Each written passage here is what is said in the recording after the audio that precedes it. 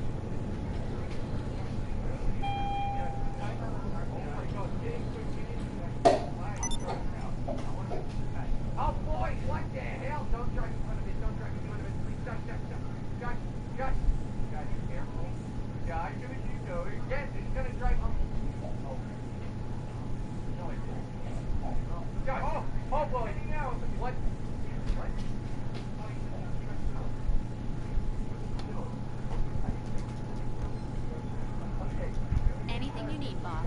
Okay.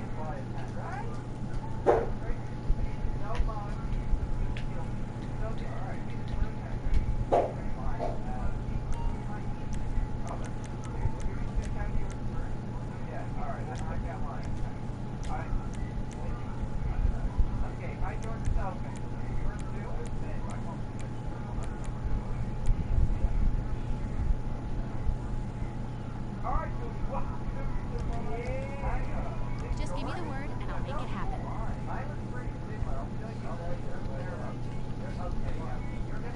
Hello. What do you need? How do you choose between your children? Just let me know what you need.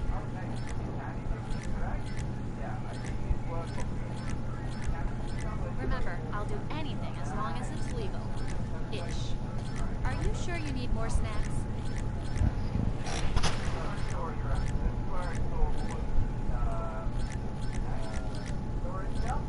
Looks like your pockets are full. When you finish what you've got, I'll give you some more.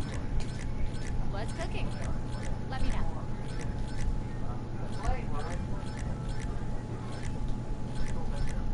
Oh, hi.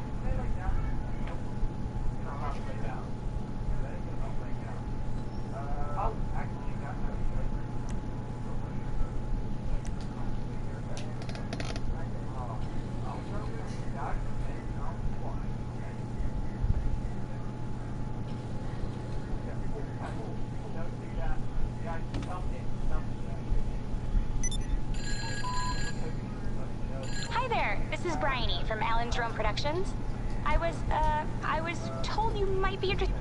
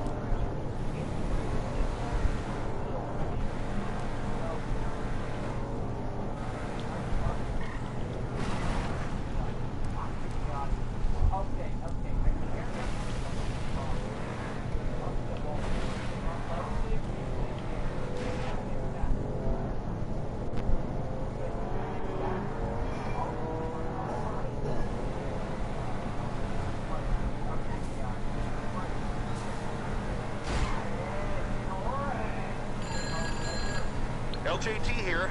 You heard the expression, money doesn't grow on trees? Well, it doesn't grow in your money factory either. We're out of supplies, so head over there and start a materials run now. Okay.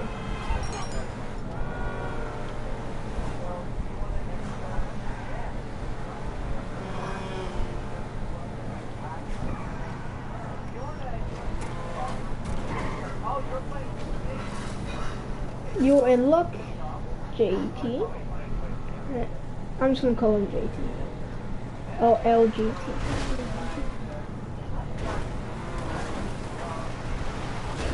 Blip.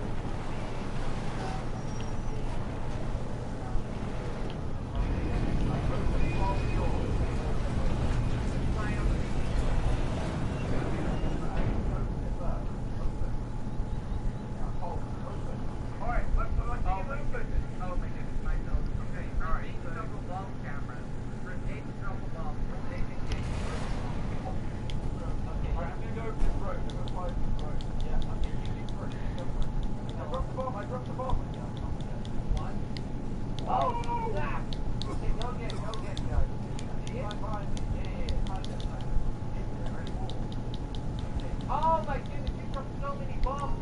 Holy smoke!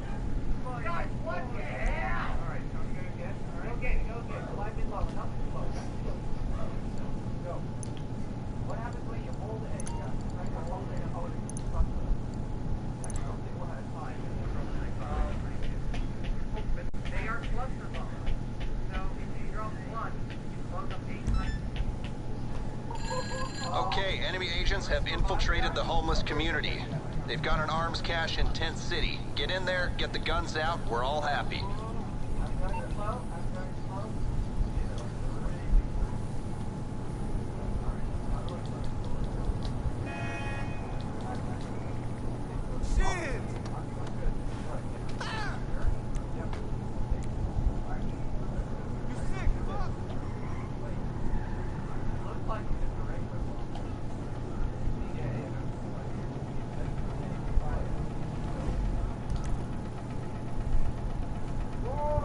Fire? Is there fire? There's no fire? There has to be fire. Yeah? Maybe it's no fire.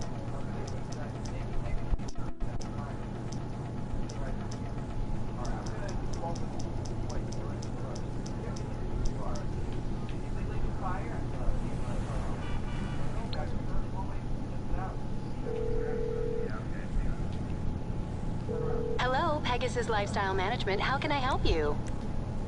Thank you, sir. Your spectacular aircraft is now ready for you at our nearest airfield. Josh! Josh! Oh! Josh, don't try to come on the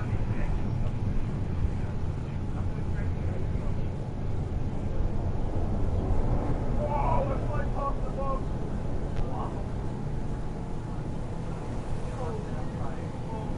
What about the cat?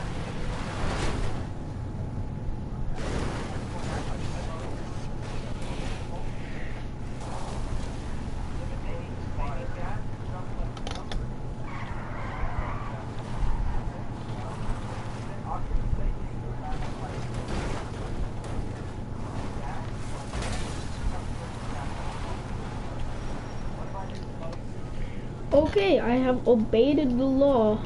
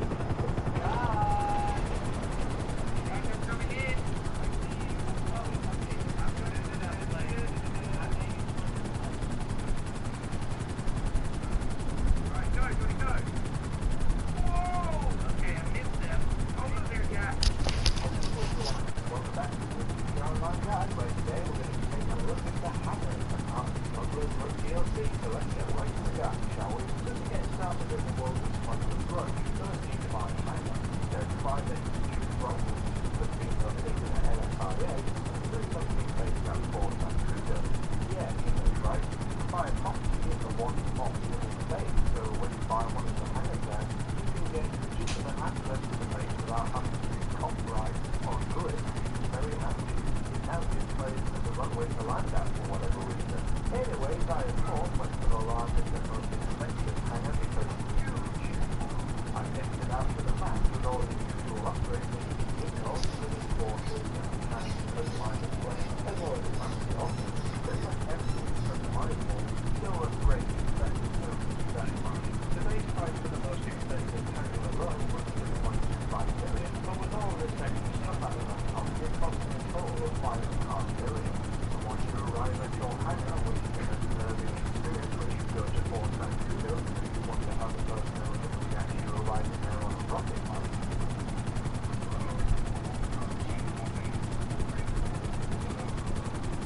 And then into the hangar, you'll get a little cutscene where Ron will show you around your hangar and also introduce you to your mechanics. Once all that's laid out, you can explore the hangar to your heart. This hangar is absolutely ginormous. You can check out the office where you can do your mission, which I'll get to in another video. You can check out your personal living quarters. And finally, once you inevitably get bored of looking around all that boring stuff, you can get around to customizing your aircraft. Now, the first thing that you may be asking, and what I tried out first was, can you customize your hydro? Well, yes you can. Just load it via Pegasus, which I must add, when you have access to Fort Santudo, it's not every location for your Pegasus place to spawn, so it doesn't take long to put your Pegasus vehicles to the hangar. So you may store your Pegasus vehicles in the hangar, but it's definitely the hybrid customizability. Yeah, this is all you get. It's nothing much, but hey, it turns out the opportunity to make a chrome hydra. I like to think of it as active camouflage. It reflects the surroundings, making it hard to see from the spot the aircraft in the air. But anyway, that's pretty much it for the basics of this mother of mud hangars. In the next video, I'm going to show off the plane that everyone's interested in. See you next time, everyone. Barely anything.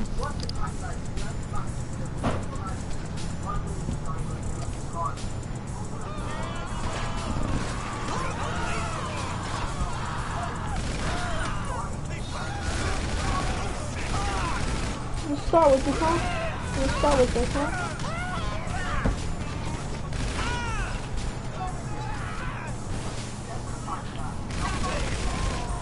Yeah.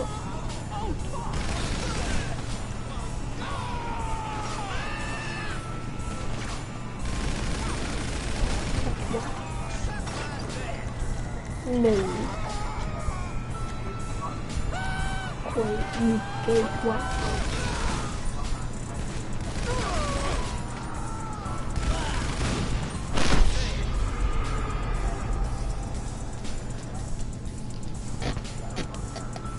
Thank you.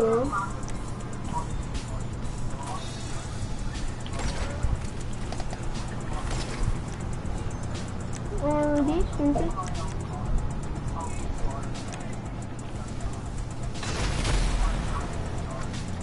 You don't want to mess with the people who just did that.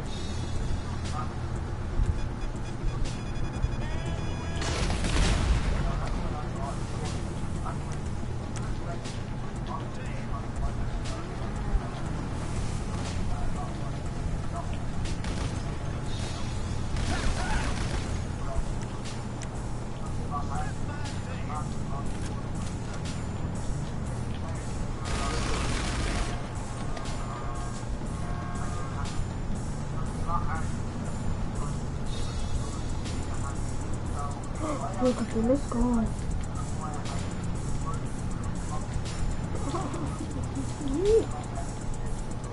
So sad. He hard.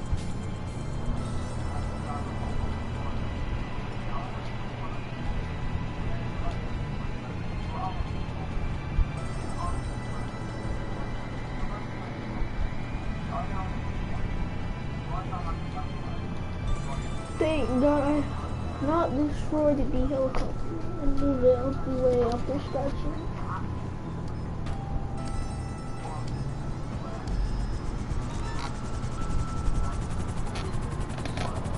Get out.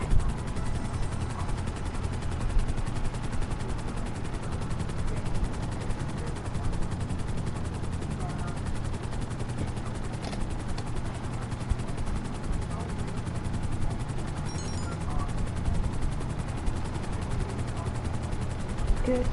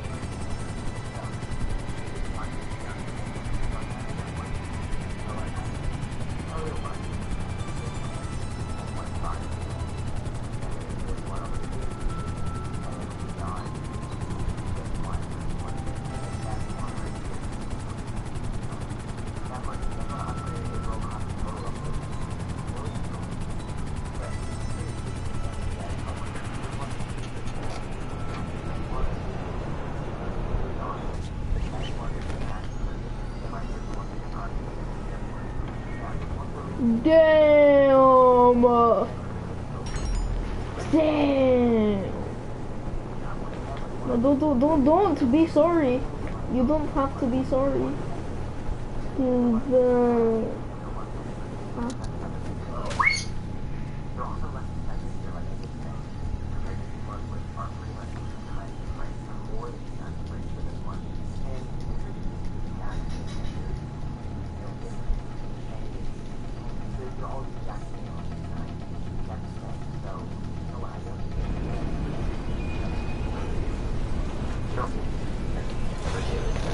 Everyone will be buying the military base ones, and they're more expensive. There's going to be a lot of griefing there. When I be streaming, there'll be a lot of griefers. So that's another thing at the military base. They're also less expensive here, like I did say, compared to these ones, which are pretty much 2 times the price, or more than 2 times the price for this one. And the inside is the exact same thing. You guys should be right back. Nothing different between any of these. They're all the exact same on the inside. That's the thing. So, you know what? I don't suggest you guys purchase a hanger that's a lot more expensive just because of the location. You guys can see the hangers up there. Package received. The team are going to work.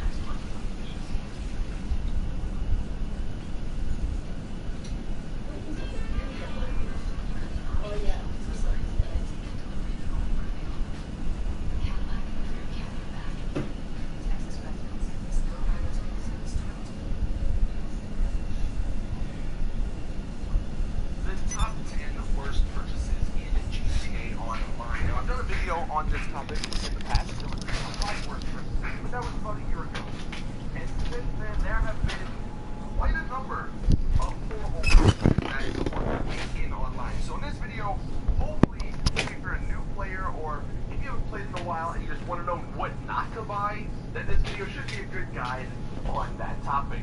Now, as always, you can let me know in the comment section if you have any differing opinions. But getting us started, I'll say one thing. In the last video I did, I think the number one worst purchase I said in that video was the safe in the office. And I think that in the game is still the worst purchase because it literally does nothing. At least everything else that I'm going to mention in this video does something. The office safe costs you $500,000, I believe, and it literally does nothing. There's no purpose for it in the game. So I would say that is still the worst purchase in the game. But since I mentioned that in that video, we're going to talk about new stuff for the most part. So number 10, and these really aren't in a particular order, but we're just going to list them anyway. The Luxor Deluxe and the Swift Deluxe. The gold plane and the gold helicopter. I really don't know what Rockstar was thinking when they added this to the game. I mean, I think they were originally added because at the time everyone had billions of dollars because of mods, and they, I guess, wanted to make some sort of vehicle for those people to buy, but they just don't make any sense. They're the most expensive item, well, the plane is. It's the most expensive vehicle in the game at $10 million, and it does nothing. The worst part about it is that not only does it cost a lot, but you can't go into passive mode, even though these aren't attack vehicles. So, especially now when in the air there's so many different aircraft, if you fly one of these things, you're going to get killed because you can't go into passive mode and you can't put players on it. So, the gold plane and the gold heli are probably one of the worst things you can buy in the game. Next up, I would say the MC businesses that aren't cocaine. The document forgery, the weed, the meth, I don't know what the other one is, but they are all horrible. At least with cocaine, you get a decent amount of money per hour, but the other ones, you don't make enough money to even justify purchasing them. It costs so much money to run those businesses, and you barely get anything out of it, and it takes so long to complete. So if you're looking for ways to make money, whatever you do not buy any businesses apart from the cocaine business.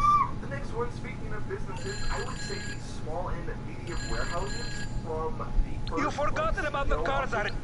Those are horrible purchases as well. The way that business works is the more crates you have, the more money you get. And with a large warehouse, you can get 111 crates, which I think turns into like $2.1 million. But with the small and the medium ones, you only get, I think it's like 11 or some small number for the small warehouse, and then 40 for the medium warehouse, and you barely get any money from those. And the worst part is that you can't even sell them. So, hello, you're through to Pegasus Lifestyle Management. How can I help? Great.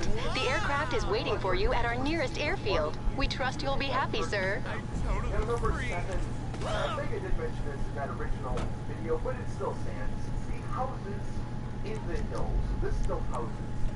In theory, these could have been really cool. They're a great idea. But the one major problem is that the garages are not connected to the houses.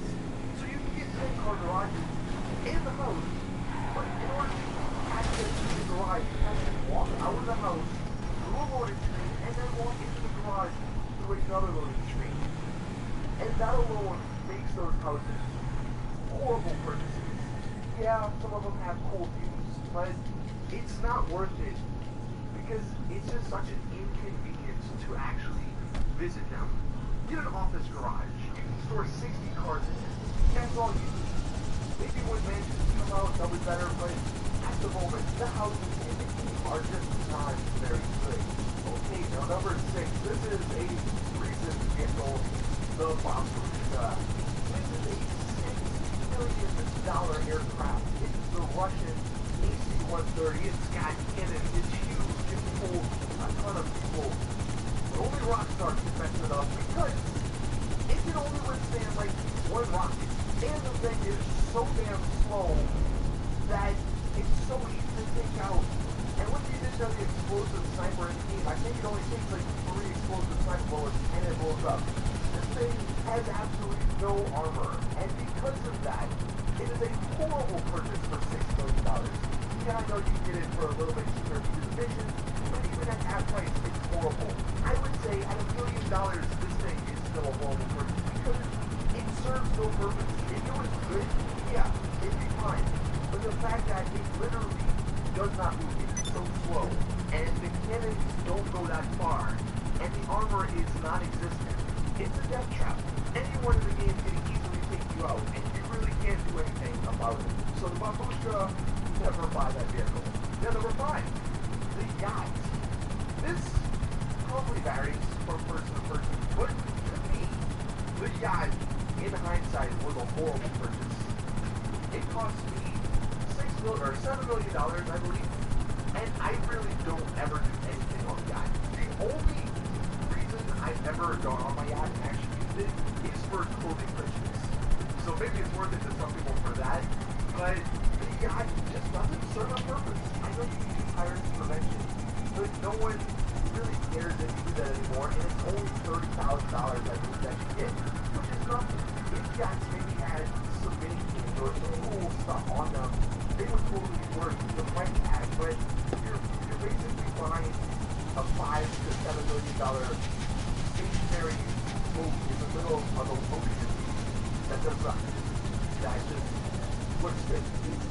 So coming in at number 4, now this vehicle is actually not out yet, but it is such a horrible purchase. I really don't know why Rockstar thinks someone is going to purchase it. I mean, I'm sure there probably will be someone that does purchase it, but I don't see what the reason for purchasing this vehicle is. And I'm talking about the laser. The laser jet. It's coming to Warstock Cash and Carry in a few weeks, and it is going to cost $6.5 million. Welcome. We hope you'll have an extra exciting shopping experience. That spawns in the military base, which if you own a Fort Zancudo hangar, you can get into for free, which allows you to get and steal the lasers. If I can help, just ask. The only reason you would buy a laser is to have it as a personal vehicle, because you can't even put flares on it. You can't even customize it, really. There's really nothing different between the purchasable laser and the laser you get from Fort Zancudo. So I really don't know why they're adding it to the game as a purchasable item at $6.5 million. Maybe if it was like $2 million, it may be good to have just as a, just because you can call it as a personal vehicle and you can call it wherever you want, but it just doesn't offer much more than the Hydra or the Pyro. So why would someone pay $6.5 million for the option to own that? Unless you have billions of dollars, it's a horrible, horrible purchase. Now at number 3, this is somewhat of a general or broad topic, so I'm kind of sorry about that, but I had to put it in here. Every single Pegasus vehicle that's not a Hydra, Buzzard, or Cargo Bob is pointless. There may be some uses occasionally for some of them, but every single one of the Pegasus vehicles I own, I think they've stayed in the Pegasus list forever. I don't think I've ever really called them. And most of them cost a decent amount of money, like $1 million, so it's not even like these things are cheap. And with the addition of all these new aircraft and all these new special vehicles, the Pegasus vehicles are just irrelevant now. I mean, why buy a tank when you get an EPC that's a personal vehicle that you can call whenever you want, and it does more damage, and it has more armor than the Rhino tank, And that ties into number 2 on this list, the tugboat. I know it's technically a Pegasus vehicle, but I wanted to make something specific for the tugboat because, oh my god, I don't know who thought that releasing a tugboat that doesn't move in the water because it goes so slow was worth it. I forget how much it costs, but it's quite a bit of money, and it may be one of the worst purchases. Apart from the Babushka, I think the tugboat was my second worst purchase in GTA Online. I mean, really, you could say this for any boat because... Good news, we located some supplies. Bad news, they're in the hands of a rather serious stick-up operation. So get a hold of them and bring them in, and be careful, they're fragile. You can't really put anything on it or the back. And overall, I just feel really disappointed because when they showed it in the trailers and when they announced that tugboat was coming back, I thought it would be a great vehicle to add. I thought they would actually make it useful and make it good. But that seems to be the norm for Rockstar. Take something that could be cool and make it horrible. Because that is what they did with the tugboat. And then that leads us to number 1. I had to put this in here because I asked in my Discord, what do you guys, your opinion? what are some of the worst purchases you guys have ever made? So many people have responded with shark cards, and I can totally understand that. I only buy shark cards sometimes when I'm doing giveaways and when I'm like super desperate on money, but not once have I bought a shark card and actually felt, you know what, I got my money worth out of that shark card. It's such a joke. $100 of real life money for only $8 million in the game, considering most vehicles in the game cost $2 to $3 million now. $100 for basically like 1 or 2 vehicles. That shouldn't be how it is.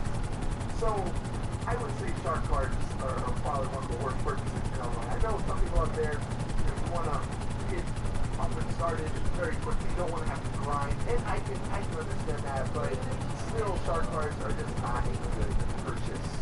So there you guys have it. That is my list of my top 10 worst purchases in GTA Online. Hopefully, like I said,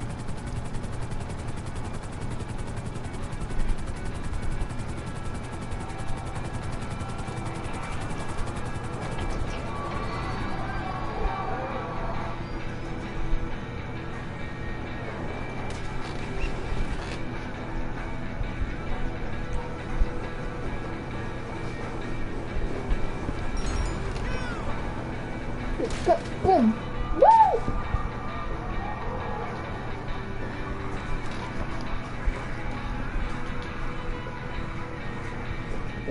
how's it going, everyone? Welcome back to another GTA Online video. My name is Saintsman, and today I want to take a look at the top 10 vehicles you should own in GTA Online in 2019. This is an updated list for vehicles. I think I made a similar video, which I was going to in the description, for either last year or even 2017. So this is definitely a needed upgrade considering all the new vehicles we have. Hold down. Some of those vehicles from that previous video are still here, but I think I sort of switched it up with a couple others that are a little bit more useful. Now this is just my opinion. If you guys have anything you want to add, please let us know in the comment section. We'll get started with arguably the most useful vehicle in the game, the oppressor march. You definitely own this, there's no question about it. It does cost a lot of money. You need to go through a lot of steps to acquire it. You have to buy a nightclub, or you gotta buy a terabyte, but it is worth it. The fact that this is a bike that shoots missiles, that flies, that can be called instantly, I mean, what more could you ask for? This thing is the all-in-one vehicle, and you really don't need anything else. This thing will get you from point A to point B probably the quickest, because it can fly over all the terrain.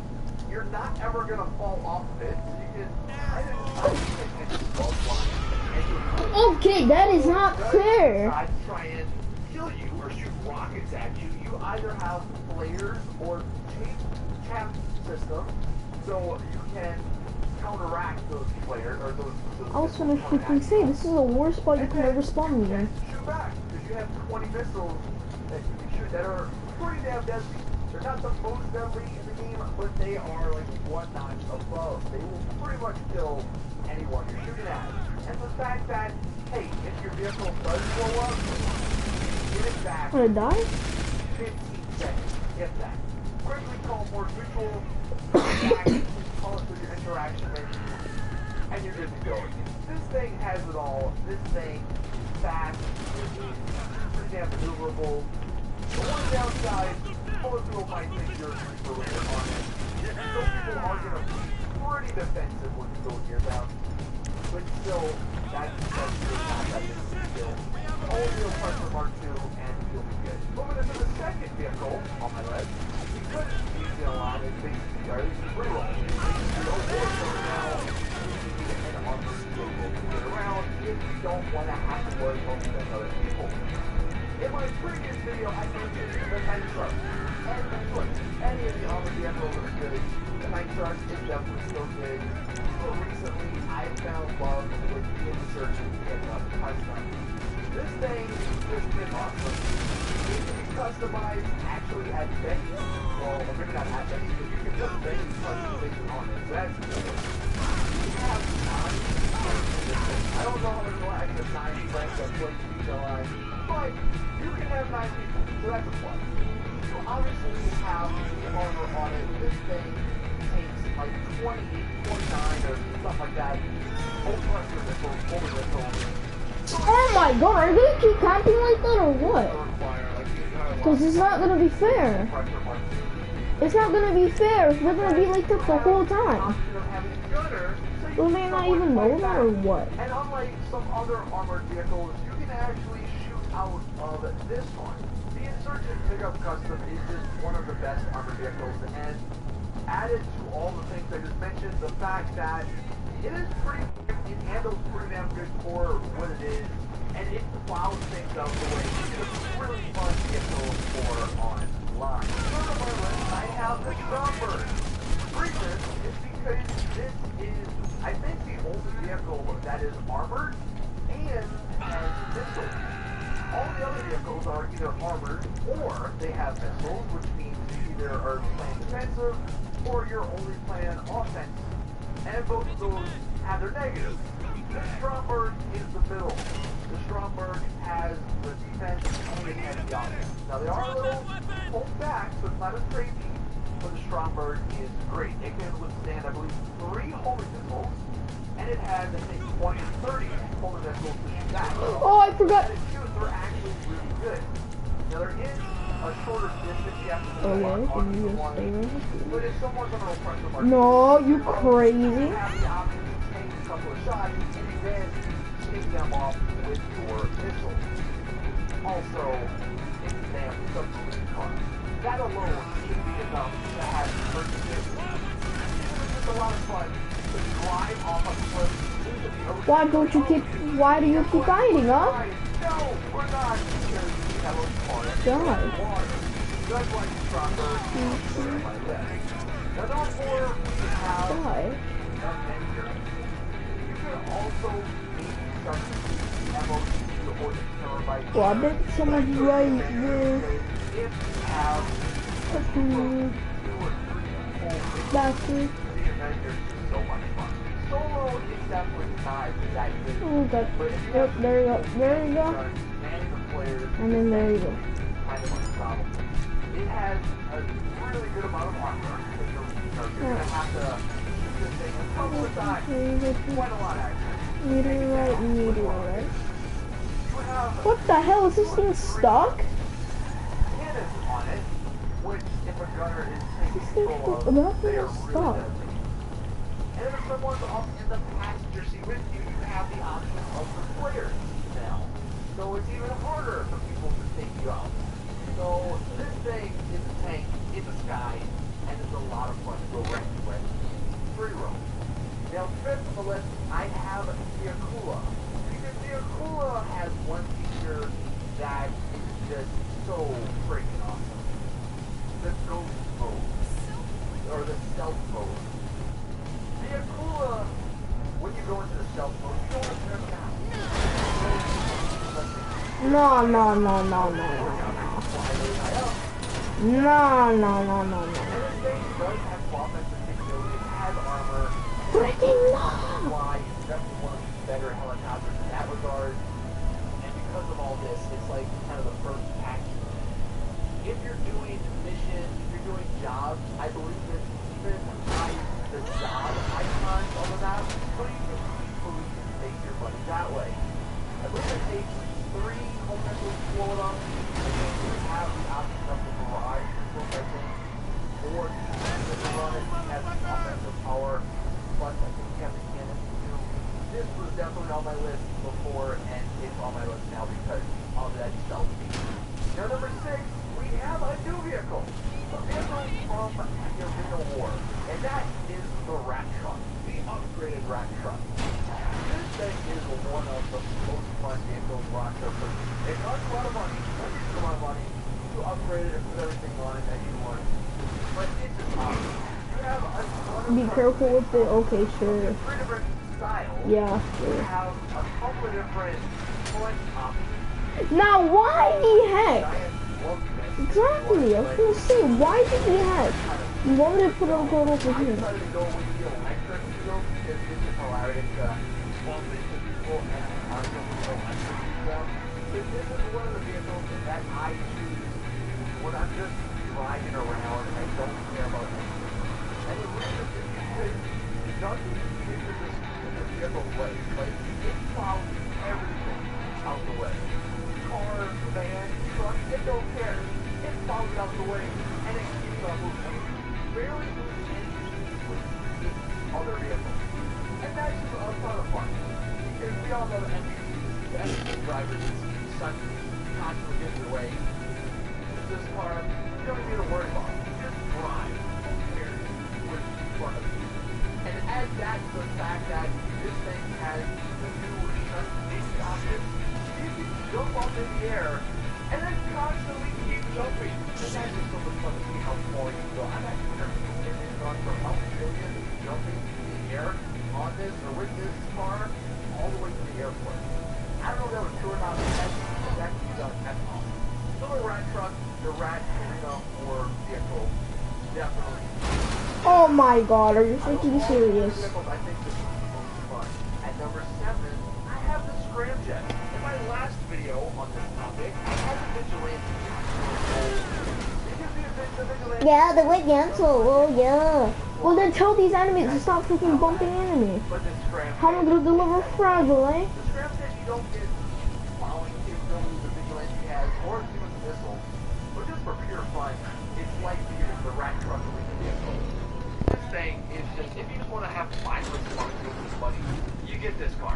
It does cost a lot to do, like 4 or 5 million, so definitely you're going to need a grind or buy a shark card for it.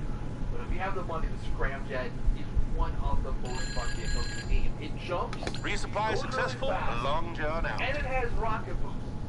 So you can do all kind of crazy flips and land in the weirdest places.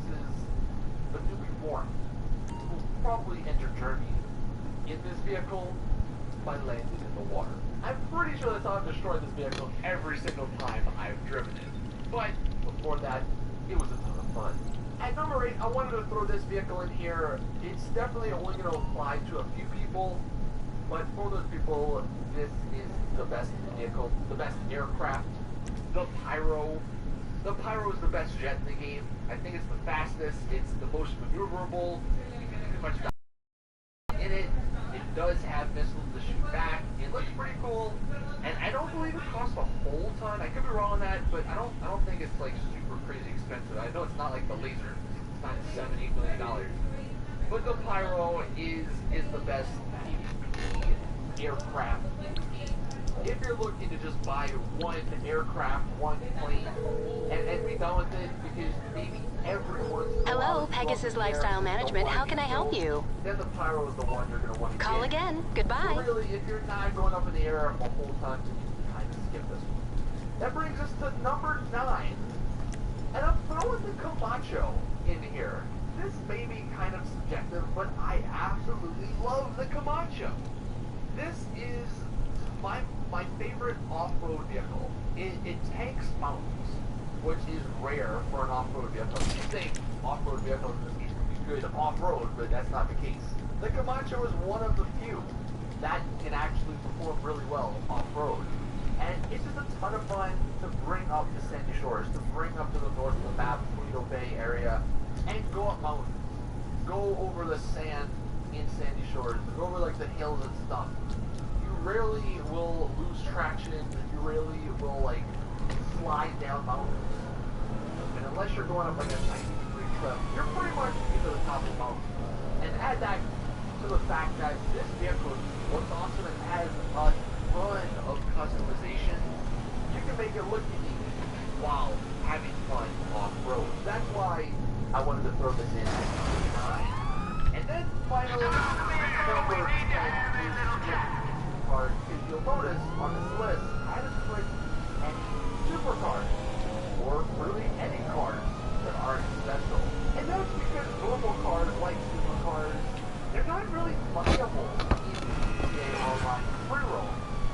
And in 2019, unless you're racing, it's really necessary to own a super or a sport car. But with that being said, I wanted to put 2 of them on this list. And the 2 that I've chosen are the Devastating for the supers and the Mariah for the sports. Now the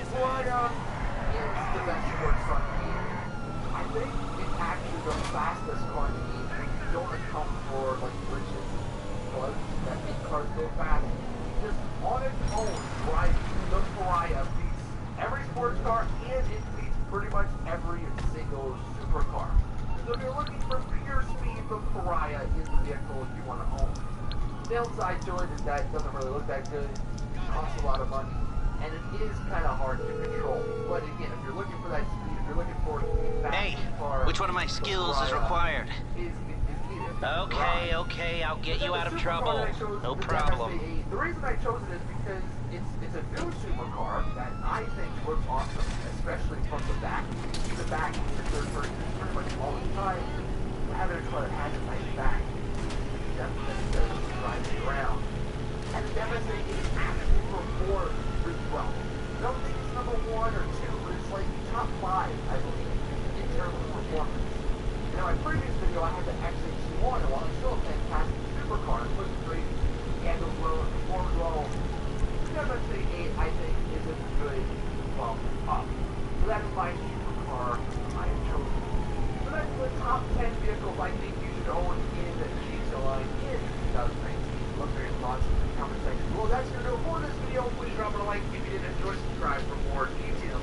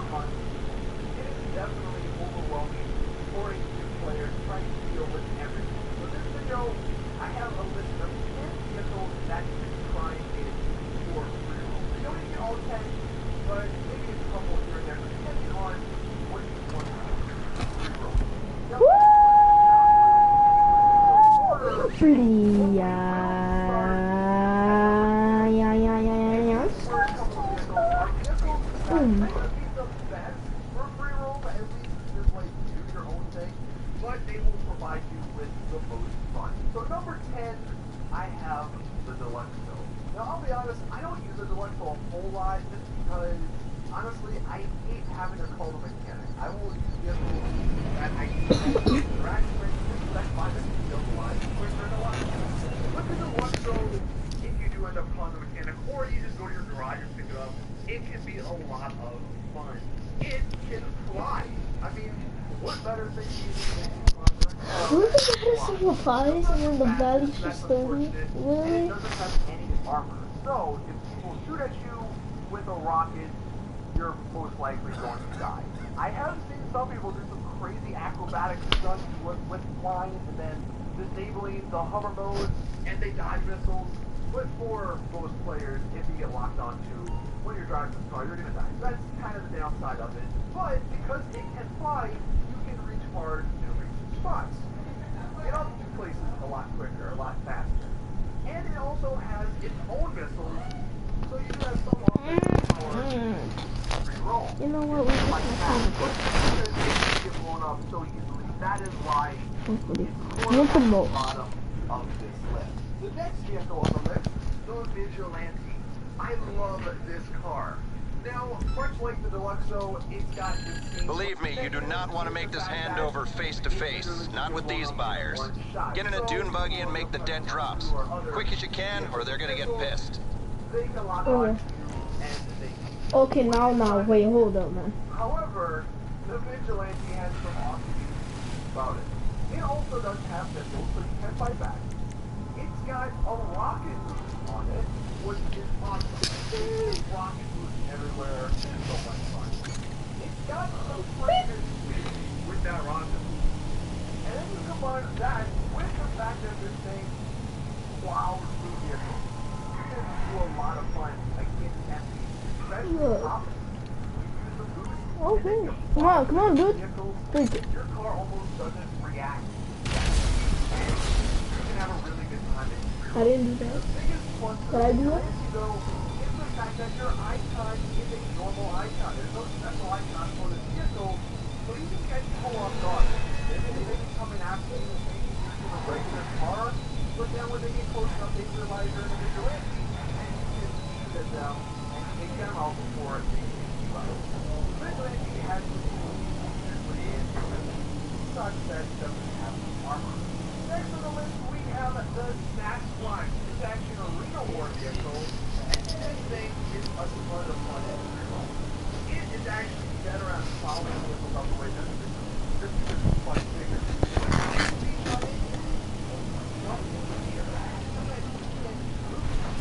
So if you combine together, you can jump in the air, move, and go fly in different directions. Plus, this thing's a monster truck, so there's much fun among other NPCs and other players. Much like the other vehicles, though.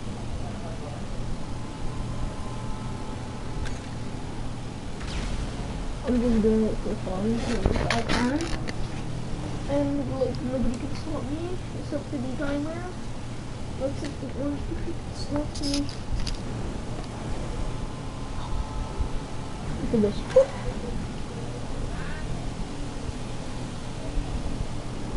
No, yeah, no.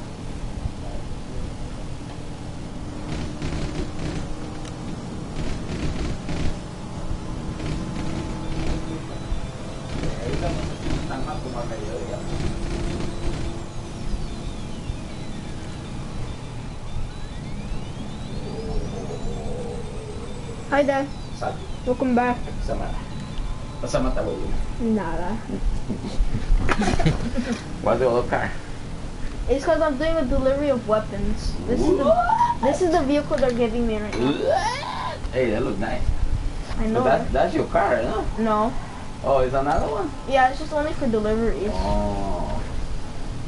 Hey, you know one thing about this? Uh-huh. Look, the mine I dropped is a proximity They mine. say that you carry only 5 weapons. Yeah, because I'm trying to sell these Total weapons. delivery, 5 weapons. 0 out of 5. Yeah. Because I just started. Okay. We could play later on. Yeah, probably later. Alright. Huh? Oh, for real? Good. We could be playing Saturday, Sunday, and Monday. Right?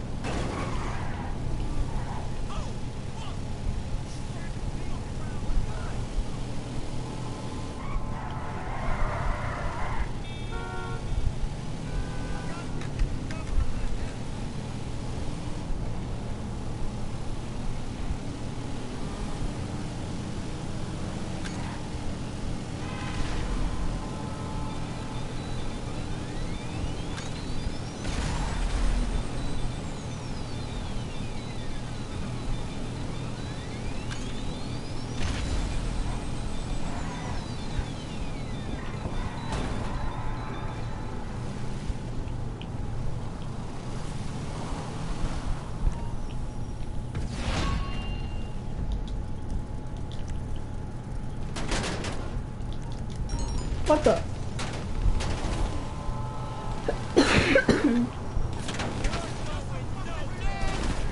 Can't even see where to go. No way. It's not fair because at first I couldn't see where to go. Leave me alone. Move. Well, thanks a lot for bringing me in an area where I can't see.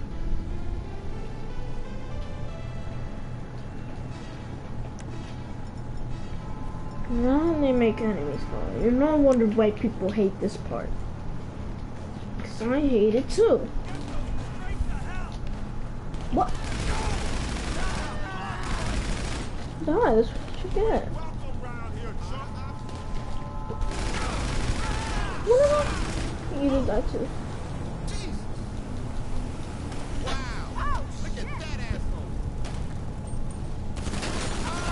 Boy.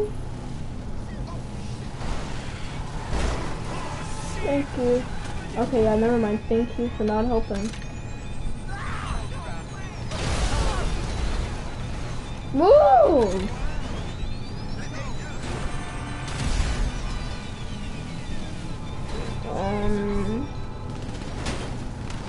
Yep, there was no way to get out of here. Drawing. Anyway. No good way to get out of here, huh? What's the point? You get. Wow. No, get up! Get up! Man, no wonder white people hate this part of the mission. No wonder white people hate the Doom. Now they have a reason why to hate the Doom, and now I do too.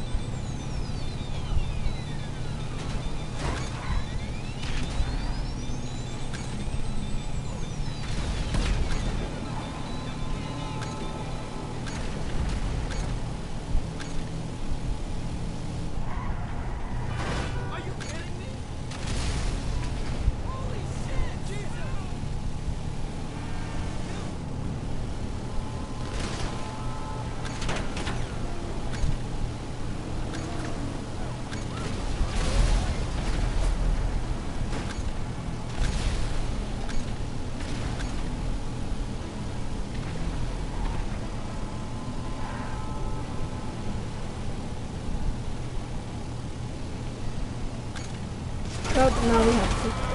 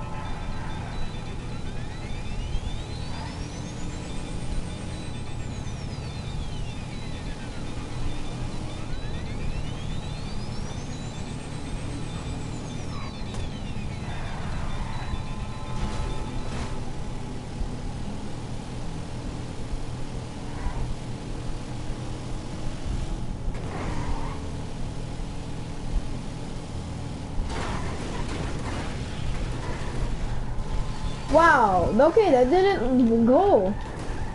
I hate this thing. Why didn't you not just go full layer? Well, no. This makes me waste more time.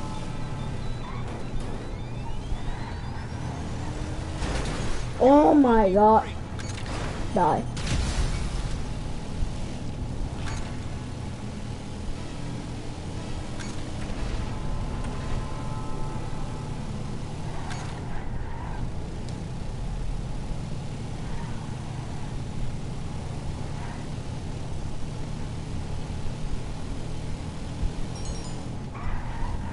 It really is taking too long.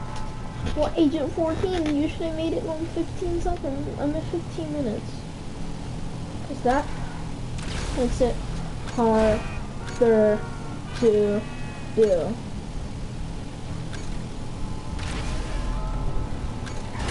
Oopsie daisy.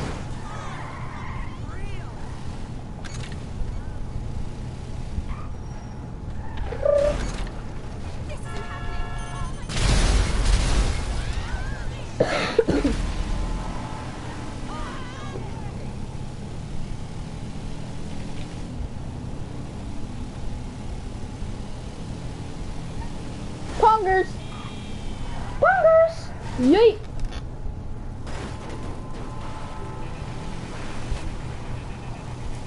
hungers. Alright.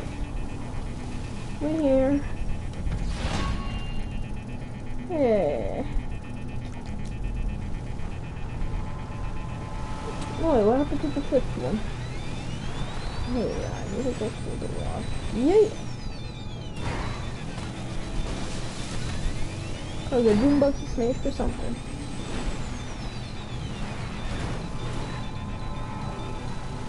Let's go this way.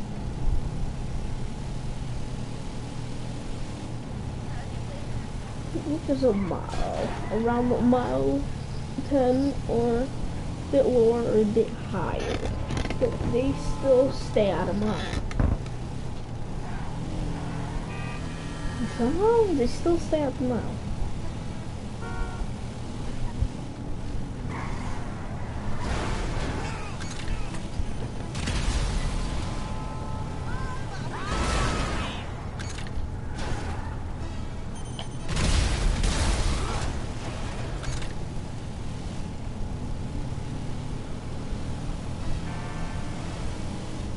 What the?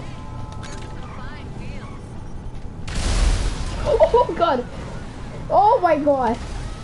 Oh!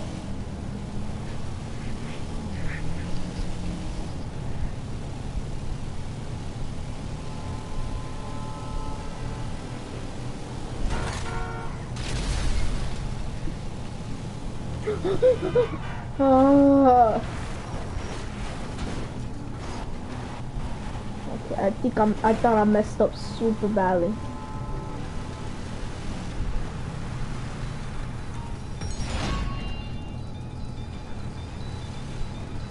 So that's not good thing. Thank you, at least it's a mile.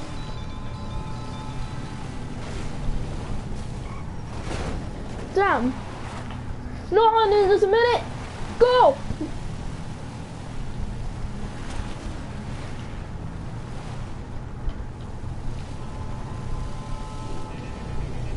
I'll do this in first person.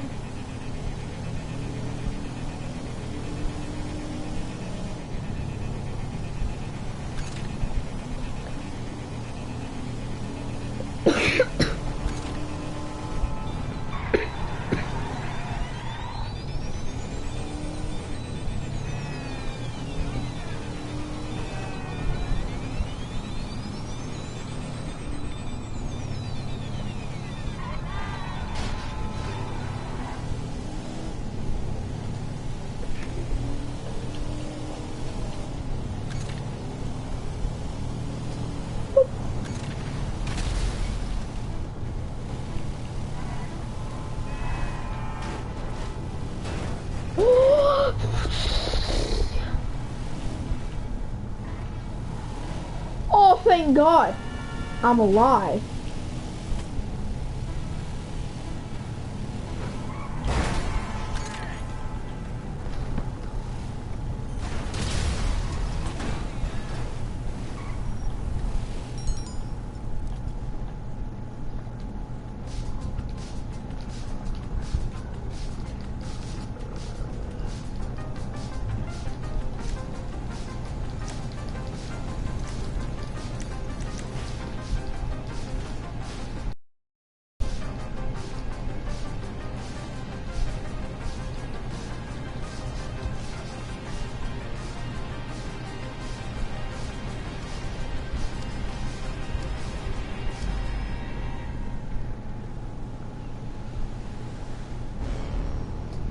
Let's go, let's go. Let's go, let's go.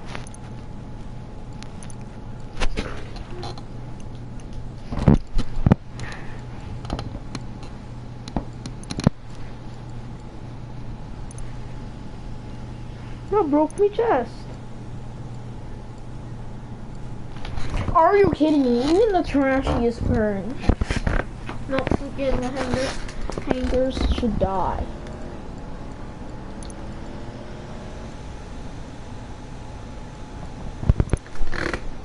There is something wrong with one of these apartments, and they are annoying.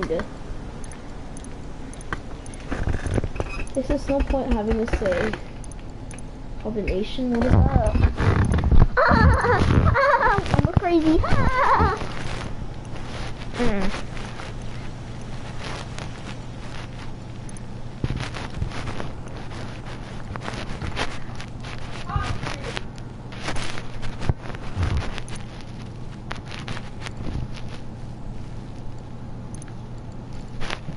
Cause I can't use no more stuff. After me dream tower, gone.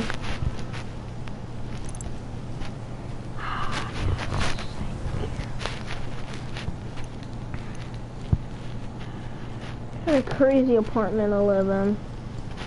Ha ha ha ha ha.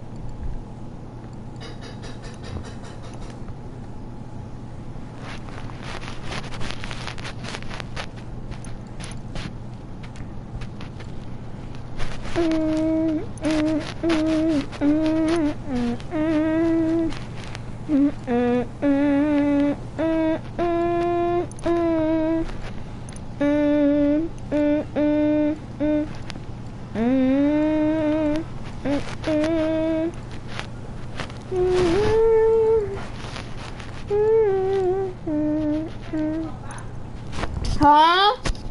I don't know. I don't know.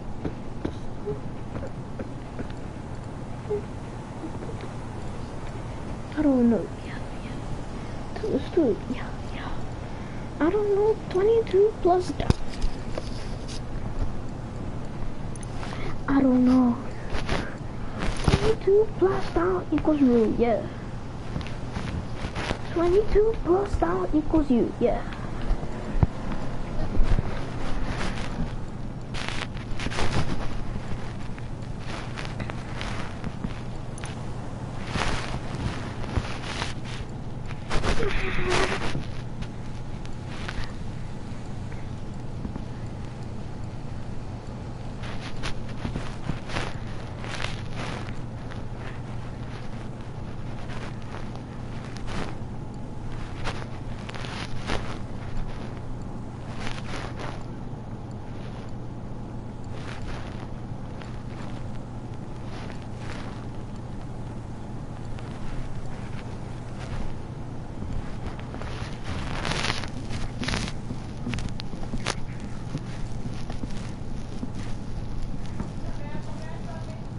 Huh? Coming.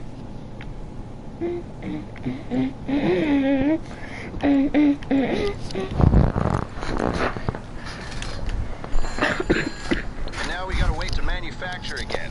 You know, you could speed this up by adding staff at the bunker. I got no shortage of buyers out there.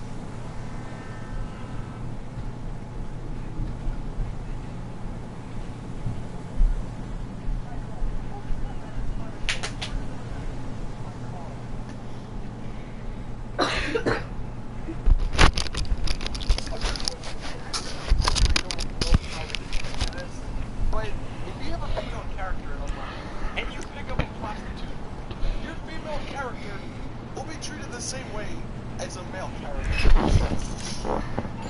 What? LJT, got a minute? I think one of the governmental enterprise is doing well.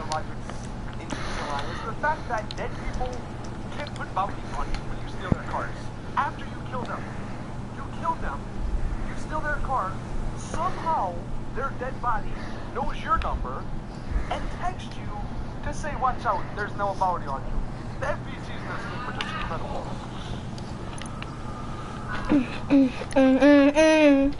Bulletproof helmets apparently are so good. If someone shoots a 50 caliber bullet at someone's head who's wearing a bulletproof helmet, it will actually go through, kill the person behind them, but not kill the person wearing the bulletproof helmet. That is just incredible.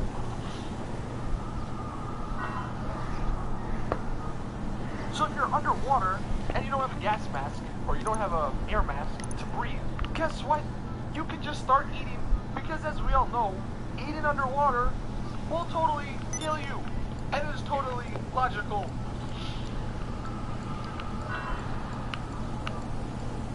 One thing I hate about missions in this game, at least the ones that are in free roam, is the fact that the NPCs make no sense. In the import-export missions, you go and steal their car. And they'll come after you, which is logical, but if they kill you, they won't take the car back. They just keep killing you. Why not take the car back and try and run away? Yeah, that may be more annoying, but at least it's logical. The way it is now just doesn't make any sense.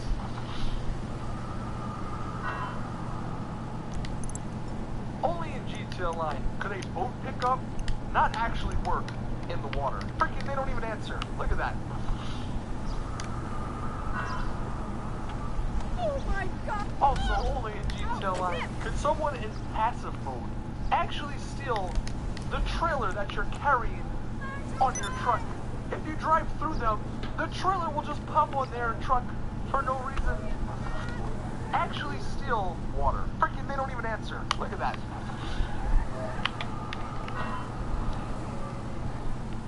Also, only in GTA Online could someone in passive mode actually steal the trailer that you're carrying on your truck.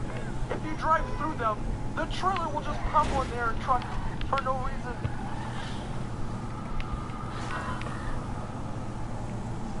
One thing that I love, and this has to be on purpose, but the weather on the internet is never right. I don't think I've ever seen it be right. It says it's sunny, and while yes, it is sunny, look how many more clouds are there. That is cloudy. It's completely wrong.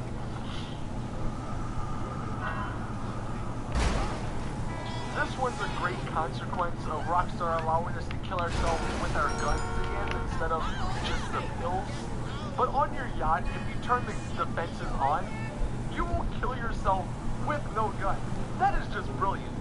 You can kill yourself with nothing.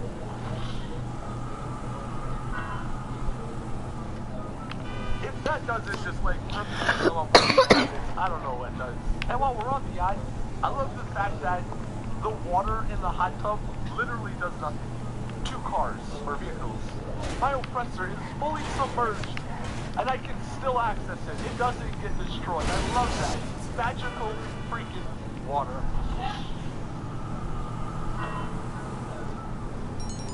I also love how in a DLC that is specifically made for aircraft, and that adds a ton of aircraft to the game, you can't spawn them at the airport.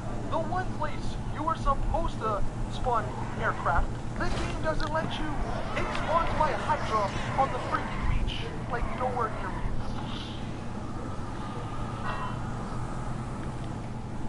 I love whoever showed us this one recently, but the fact that your mechanic in your MOC apparently doesn't have a head is just awesome. With the thermal vision, you can see either his beanie is freaking magical or thermal proof, whatever that means, or his head is just non-existent. Maybe he's an alien. There was that one alien mission, you should think.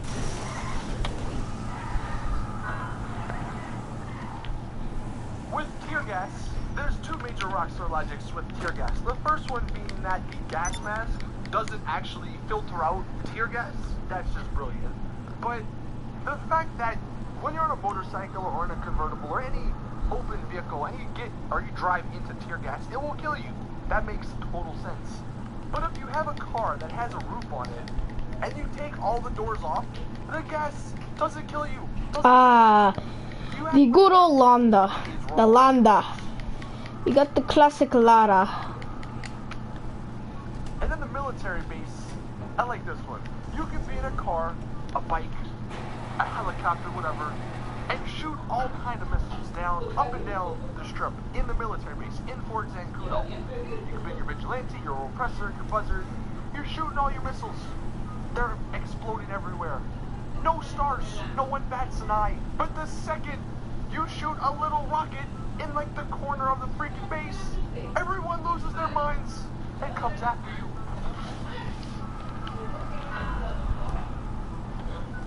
I saved the best for last. Here we have some cop-ish ones to go out on. The cops in the game have no regard for NPC lives, at least when it comes to spike strips. I'm sure you can say that same statement for a lot of other reasons, but when it comes to spike strips... Wait, if there's any liveries on this thing, I swear to God. But if you lose the stars, and they drive away, they don't even pick them up. They just leave them there. And car, after truck, after truck, just keeps running over and popping their tires.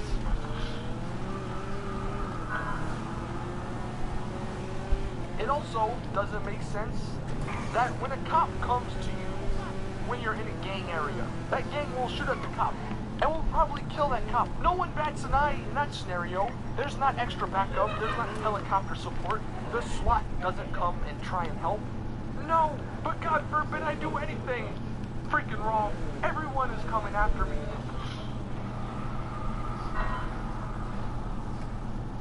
They're not cops, but I'm lumping them in this. Yeah, there's liveries. Those guys are stupid. They are in freaking tanks, okay? And if you get close enough to one, Hard instead of bus. just backing up and shooting you from a different angle or What does that trying to even run you mean? over, they hop out. Hard bus. From where? No, of course. No. Oh yeah, I'm thinking of that. We're gonna have to get that. They hop out so you can take the tank and kill them. I mean, if that's not the definition of stupid, I don't know what is. You'll really notice a difference with that. I also love how cops in the game don't care about any sort of traffic rules or vehicle rules, apart from like you running someone over, because that's just obviously makes sense, but they don't care. You can go super fast, Cardboard run red vent, lights, run stop hard signs. roof. They don't bat an eye. No one bats an eye. Oh, But when you this start freaking drinking, car. that's when everyone loses their freaking minds. I'm really glad Rockstar have their priorities straight. They send the cops after you for drunk driving and not running into people's cars and killing them. That makes total sense.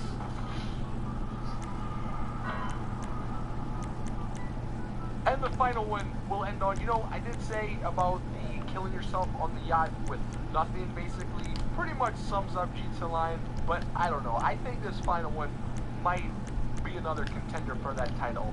Because you could be standing with the cops, doing absolutely nothing. You get mugged right in front of them, and the cops will shoot at you, and not the mugger. If that actually doesn't sum up GTA Online, I really don't know what else will.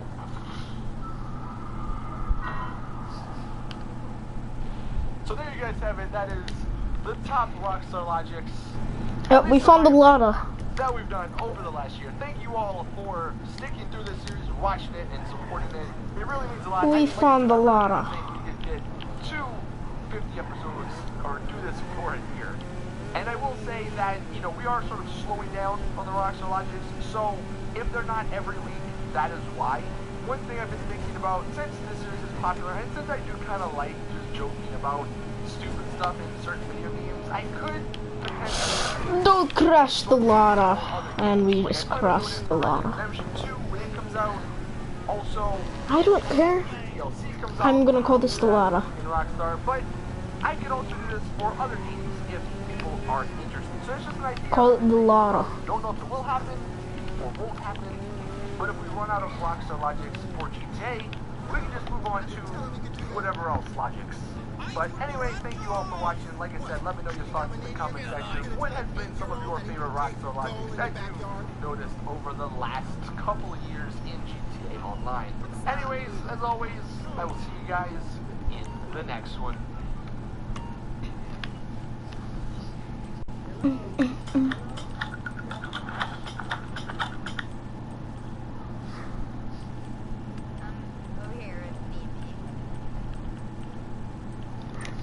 Yeah, but I don't. What if I don't need you? Hey guys, welcome back to another Rockstar Logic video. Today, of course, we're going to be talking about the new update. When Rockstar first mentioned this update, of course, I was excited. But honestly, I'm also a little skeptical. I mean, an entire update on losing the cops? That's a bold move.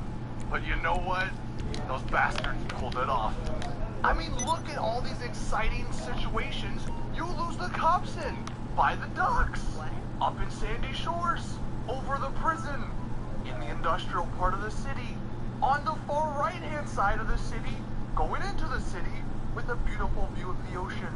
Actually in the city, downtown, in Vinewood Hills, observing the beautiful houses, even in the hills with a beautiful view of the city. I mean, they really pulled off one of, dare I say, the greatest GTA Online DLCs of all time. I mean, never have I wanted to lose the cops more. It's really a testament to just how hardworking they are behind the scenes on this game.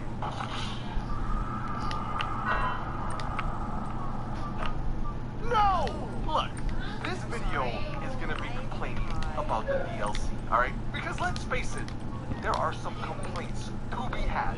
You don't like that sort of stuff? Don't watch the video. But I will say, you have your own Rockstar Logic that you could think of about this new freaking DLC. Let me know in the comment section below, or you can tweet it with the hashtag Rockstar Logic on Twitter. I mean, where do we begin? I can't be the only one who is kind of annoyed with the way all these setup missions go. It's the same thing over and over again. You go somewhere, you get something, and magically you have to lose the cops. No, we lucked out, me and my friend, because actually in one of these missions, we somehow could call Lester to remove the cops. Which makes no sense in the context of the mission, but hey, it worked and it kind of saved us. But it's just so freaking annoying when you're across the map in a slow freaking van and you have to lose the stars. I mean, couldn't there have been just some variety in the mission? I don't know. Maybe that's asking for too much. But you know what isn't asking for too much? To get paid! I mean, look, it's ridiculous. Let's call a spade here. That we don't get actually paid for these heist DLCs. They made a huge deal on their newswire and on the loading screens that this casino heist is the biggest and most complex heist to ever hit Los Santos. Since when? Last week? I mean, for the amount of work you have to put into this heist, you get absolutely nothing. You honestly barely get more than a heist we had 5 years ago. The Pacific Standard, you got 1.25 million in that heist. And this one, you only get like 1.3 million most of the time. Yeah, you can get it like to about 1.6 million if you do it perfectly, but let's be honest, that usually never happens. And if you're playing with more than 2 people, which some of you guys obviously have more than 2 friends, or more than 1 friend, that number goes even further down because you have to split it even more. It just makes no sense how Rockstar still do not want to pay us. The amount of time it took me and my friend like 2.5, maybe 3 hours to do all of the heist setups. And after that, you only get 1.5 million? And I didn't even get that much because it all cuts down with all the amounts of percentages that come out of it. It's a joke. Let's be honest here. There's a few problems with this DLC, which we're going to touch on here in a second. But you know what would have made those problems kind of go away? Enough money! So many people are upset with this DLC because of the payouts. If these payouts were like, I don't know, $2 million more, at the minimum, everyone would be loving this DLC, despite all the problems that's in it. But no, Rockstar can't have it. All about them breaking shark cards, and that's what just sucks. This is a rant for sure, but look, that's not even the tip of the iceberg when it comes to how stupid this casino heist is. Again, they mentioned this was the biggest and most complex heist criminal operation to ever hit Los Santos. Did they not play the story? We heisted for $200 million. Lester, in that heist, made $24 million. And in this casino heist, he is coming out of retirement to risk his entire life for $60K. Are you kidding me? It just doesn't make any sense. I mean, this is what I made after 4 hours worth of heist stuff. $725,000. Now, yeah, I'm sure there's people that argue that say, oh, well, you didn't need to get the expert level people. You didn't have to buy all the extra stuff. And sure, no, you don't need to. But even if I only paid, like, the low-level guys, I'd maybe be getting, like, 300K more. That is not worth it. And then, look, the fact that we are robbing a casino, this giant freaking vault, and there's, like, what, only $1 million in there? A casino's sole purpose is to make money. There should be way more than only, like, $1 million. I'm sorry to say this, but this is the sad truth. Rockstar Games and Take-Two, they don't care about us being happy in GTA Online. No, they only care about how miserable we could be, that maybe we have the thought, you know what, fine, Rockstar, I'll buy a shark cart. Because at the end of the day, all they want is money. And that's something, unfortunately, seems like we will never have in GTA Online.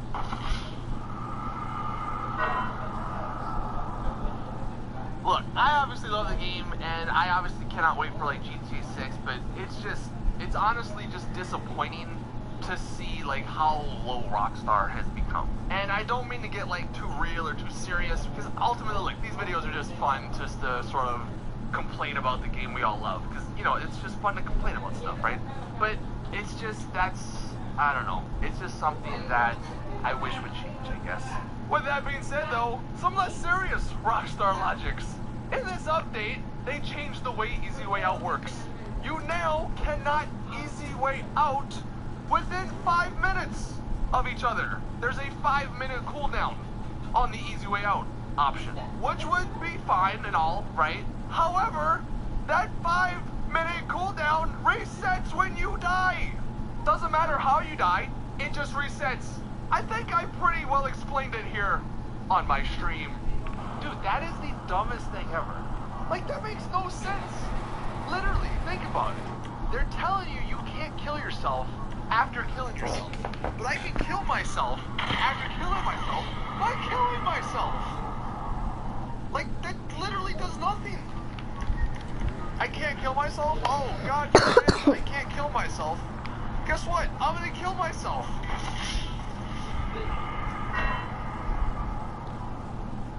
Now, the vehicles in this update, by a whole, are a Rock's logic. We're not gonna get into that just yet. But the fact that all of these vehicles on the Warstock page have been added to the game. The fire truck, the lifeguard thing, the freaking van. Why do we not have a cop car yet? Are you really saying $3 million for a fire truck is okay, but we can't buy a police car?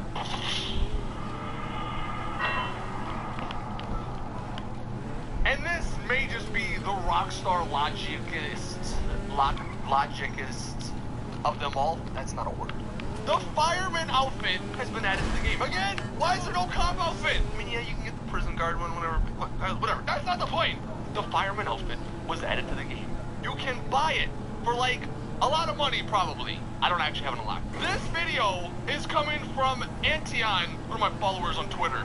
He was kind enough to provide how idiotic this is. So Rockstar added the fireman's outfit to the game, but guess what?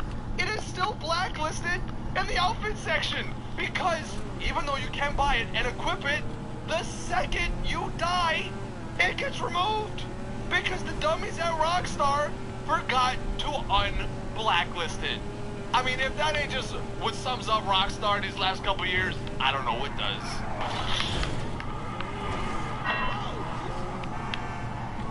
Here's something that happened to me in our casino heist live stream. So you can see, we start off, right? I get into the back of the vehicle, okay? However, when we go to the actual casino, the cutscene says I'm driving. That's not true. But it goes even a step further, because when we get inside the casino, I'm now in the passenger seat. So within like a minute, the game switched me into 3 different locations.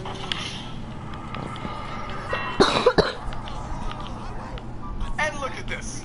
I mean, are they even trying anymore? In the arcade, there's like these 4 arcade games. But if you take a closer look, where are they plugged into?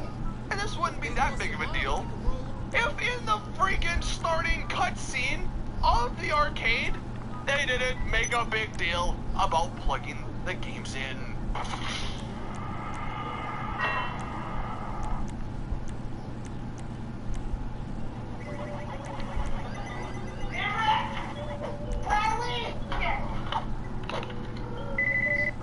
What the? Why? And then here's another thing that I noticed in my live stream.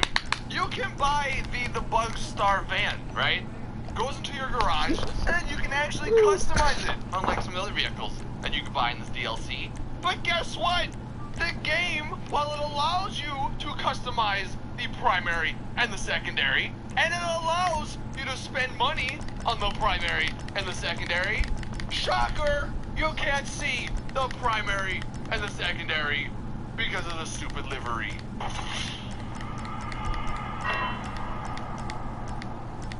And then the final Rockstar, well, the final 2 Rockstar logics are 2 things that happened to me that just show how wonderful the game performs. This first glitch, I get stuck in the heist screen, like the heist whiteboard screen. I had to completely close the game to fix this. Hey guys, we're back with another Rockstar Logic video, and I'm stuck at the freaking screen. Classic Rockstar, you silly fellas. Now we're starting with the cheeky peeking, huh?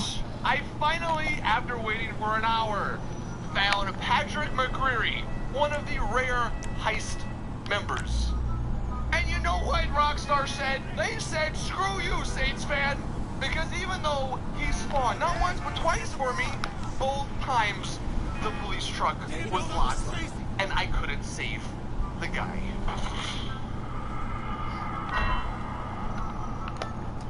So that is it with this Rockstar Logic episode.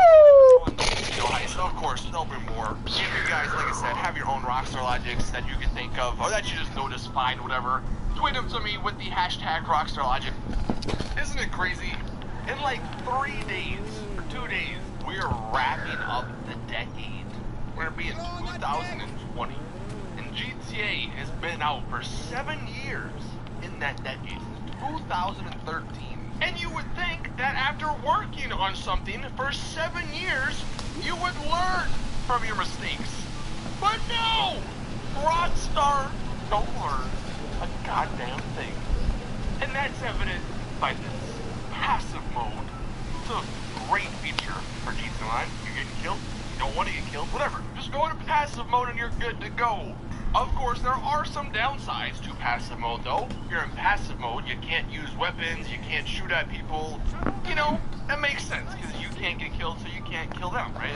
It's fine. But only Rockstar can make it. So where when you go into passive mode, you can't play arcade machines! It blows me away. How are these 2 things even closely related to each other? I don't know what would be worse, if this was done on purpose, or if it was done on accident. If it was done on purpose, who is making these decisions? That Mark II oppressor, people are complaining about it. It needs a buff. We'll buff it a little bit. Make it spawn every 5 minutes. But the missiles, the missiles will still lock on. Kill everyone, that's fine. But you know, these players, man, in their passive mode, we cannot let them play arcade games. while they're impassive. If that was their thought, then humanity may just be doomed, after all.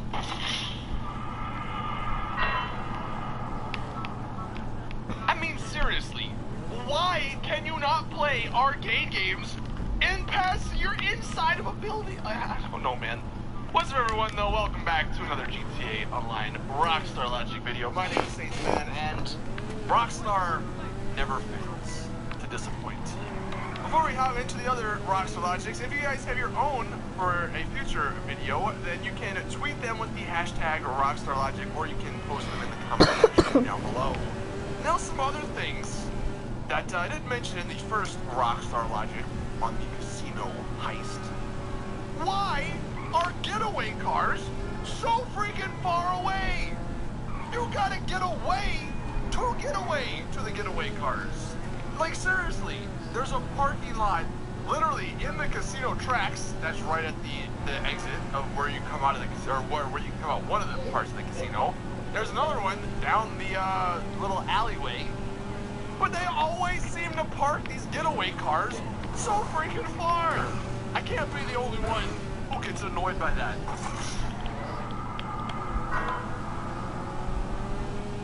Another thing, Rockstar added a bunch of outfits from the Diamond Heist Casino as outfits that you could actually buy. And look, honestly, they're pretty cool, right? You get like the somewhat of a cop outfit and the prison guard stuff. You have the firefighter outfit, that's cool. One of them, though, is the FIB outfit. It says the FIB suits. But taking a look at these, what makes them so special? It's literally just fancy clothing. If it's an FIB suit, shouldn't it have the FIB accessories? This was the outfit I saved from the heist. And look, it's got the FIB badge. But of course, in Rockstar fashion, the one you get from the store doesn't have that.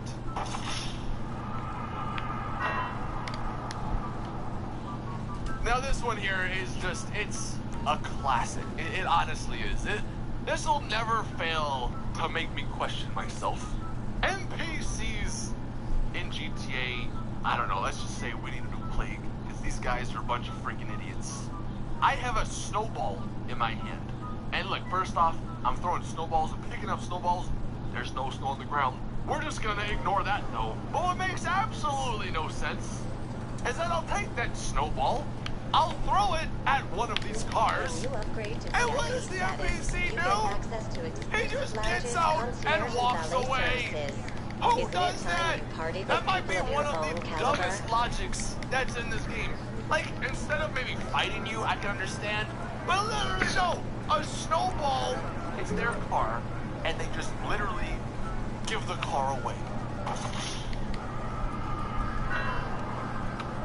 Bro, please let me get it. Classic Rockstar Logic. So, obviously, like the Christmas stuff, and obviously Christmas is over, but they added the Christmas stuff that you can buy, or you please let me get the vehicle. Please, please, please. I never get a vehicle in my life.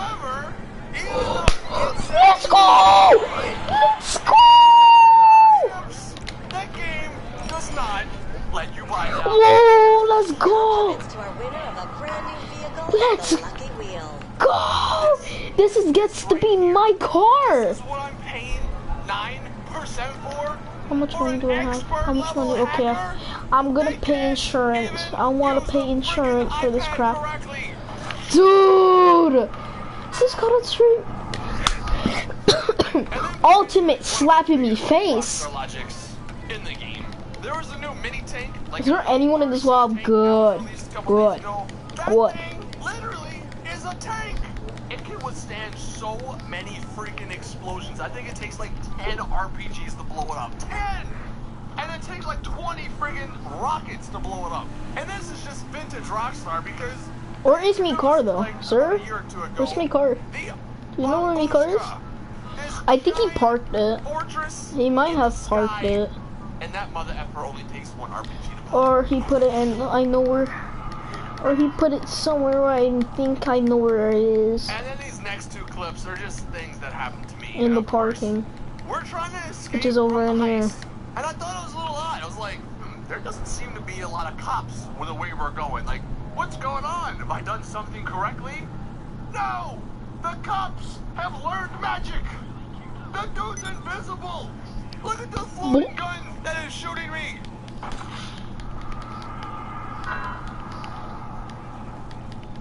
And then good old Madame Nazar. Damn. It says Nazar speaks. But watch this clip and We got good cars, but mine's good.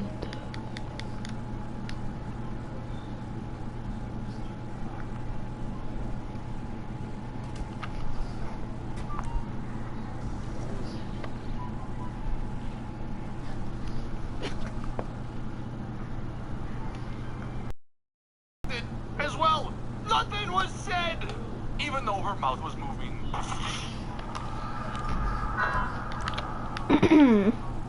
And then the final one, this one is just kind of a little joke of a Rockstar legend. But we're almost in 2020. And Rockstar are making freaking CDs still. Look at this, they're selling the Red Dead Redemption 2 soundtrack on CD. Seriously, who even has a CD player anymore? I can understand maybe a vinyl or something, but a CD? You've got to be kidding me. Whoa, there's still chill. Chill. You ain't gonna do that to me. They just took $3,000 away from me. Thank you all for watching. Please drop a like if you did enjoy. And again, if you guys have your Whoa there. No. That's not fair.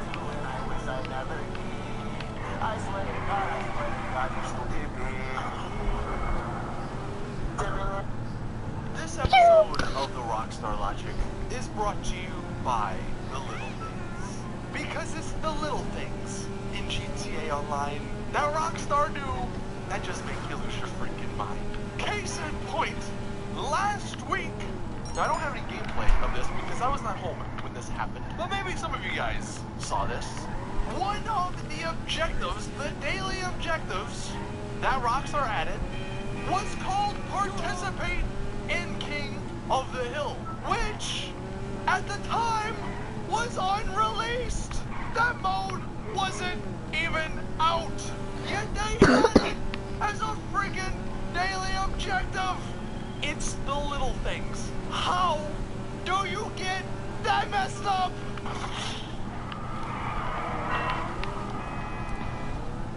Welcome everyone to this week's episode of the Rockstar Logic. Still going strong, however many freaking weeks we're in. I should go back and count how many episodes, because I know this episode is only like number 74, but certain episodes I didn't number.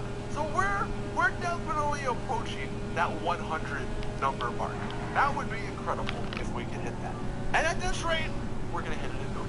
If, as always, you have your own Rockstar Logic you want to submit, you can tweet it with the hashtag Rockstar Logic. I never saw a Russian car slip that badly. Like, oh, I'm gonna skirt. You know, let's begin with armored trucks. Yeah, I was better. Those things? Oh, Green yeah. and white armored trucks that would spawn around the map. Yeah. And they would actually be like a little free mode event where you could go to it, blow up the back of it, and you'd get like $5,000. That's what we did back in the day. Ooh. This was back on the last gen consoles. That's what we did.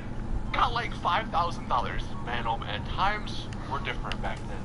Then, for whatever reason, with the next gen consoles and the new free mode events, Rockstar decided, let's get rid of those armored trucks. No clue why, they didn't say why, but they just stopped appearing over the map. And for the longest, we've all wanted to know where they have gone. This is what I get for getting the half track. Casino update, they have returned.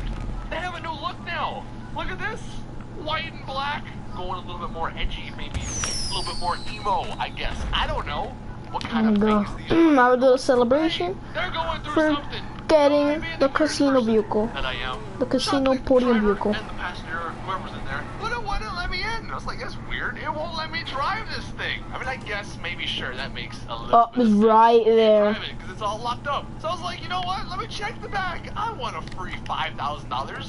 And this is coming from the casino. But nothing is inside. This literally just came from the casino and it was going somewhere, but I guess it was going there empty-handed. I don't know. That makes no sense to me. All I want to know is why did they add these back into the game But now, they're even more useless than when we had them.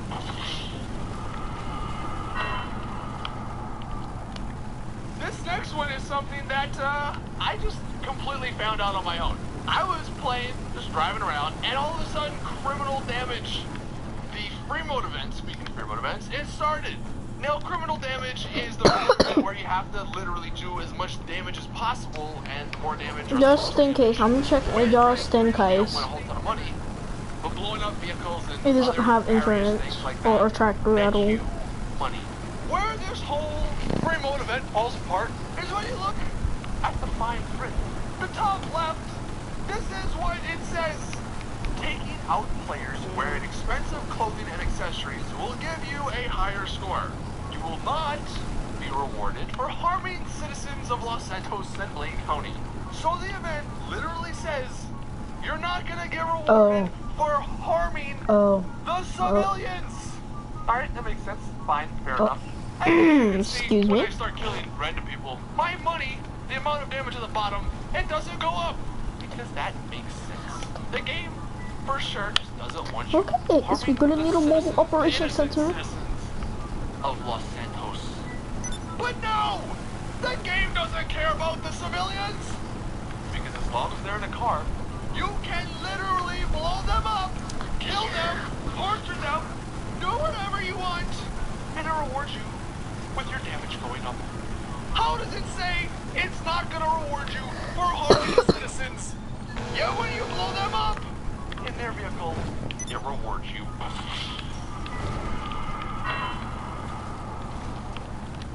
Now this Rockstar logic is actually an older Rockstar logic, but it checks out. I'm surprised it's taken us this long to find this one.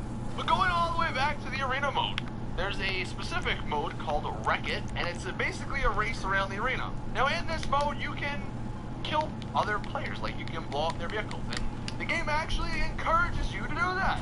It says at the top in the description that it's possible to win the race by finishing first, fair and square, but that's never happened, because the alternative is crossing after you've reduced any serious competition to heaps of smoldering scrap metal. Basically, the game's encouraging you to blow each other up, kill each other. But one very, very interesting thing that happens in this game mode, when you decide, you know what, I'm not winning this race, at least legit, so let me just try and blow Oh, you just hit my car? Nah. Nah, you hit my... Okay. You're lucky. This person ain't lucky at all. You cannot do any damage to the people the game wants you to kill.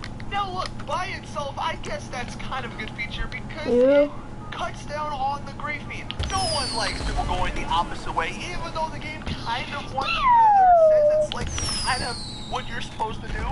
Like it doesn't matter if you're supposed to win, you just gotta blow everyone up and then you win. By default.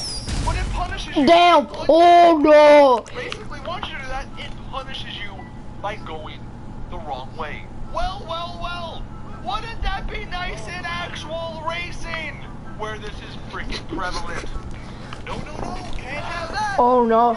You just do any freaking race, and this is a random race, random stunt race. Now this one is a point-to-point, so it's not obviously that applicable.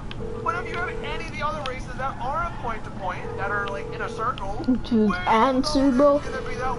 Like that car's freaking on fire. I don't know if that thing's gonna explode or not. To drive backwards and try and mess up whoever else is in like that thing is purely on fire. Oh god! And do that because in racing, the game doesn't put you in passive like it does with the arena one, which makes no sense because races are the one place.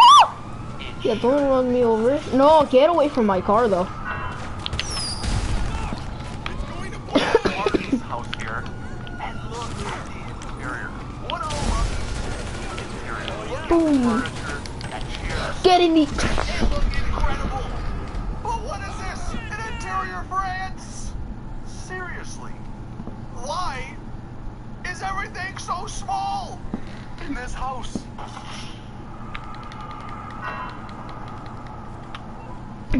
Like I did. Guys on Twitter. This guy's in first place as the destroy last place option hits 0. So he's thinking, hey, I'm on the clock. What you want? Some wheels? Only in GTA first place as the timer hits 0 and still not win. Seriously, watch that again. I don't know what the heck happens here, but the destroy last place should have destroyed the guy behind him, but it didn't because somehow that guy passed him up like 4 seconds after the clock hit 0. I don't even know how to describe what just happened.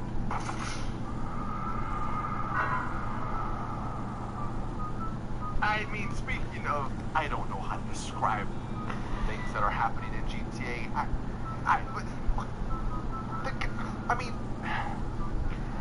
The guy shooting straight. Is this the movie Wanted? Do bullets in GTA curve? How else is the SWAT guy shooting the dude on the ladder? How to open up your car? One. I don't think this makes much sense. What?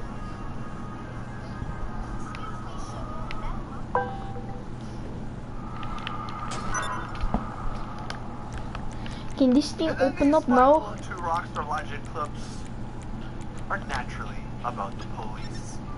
This one here, I don't even know where or what this cop is attempting to do.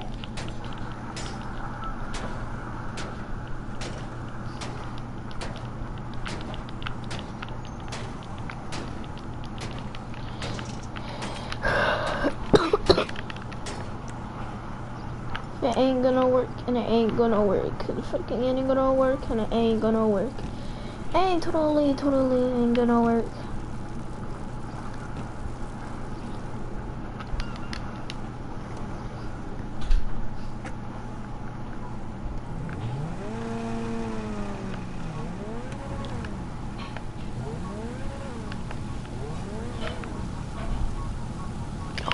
Holy Jesus, oh my god, oh no.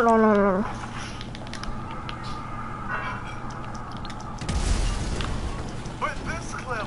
Oh, come on, what did I do? ...is a whole nother spectrum. I mean, there's really no words for the cop driving this car.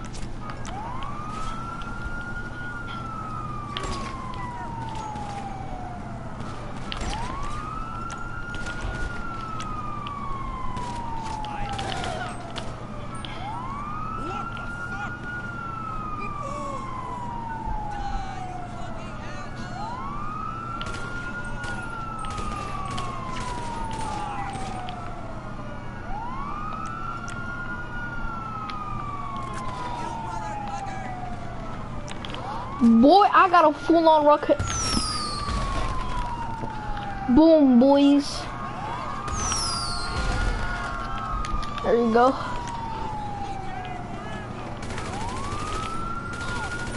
The Ruskies. Oh, we got another contestant in here.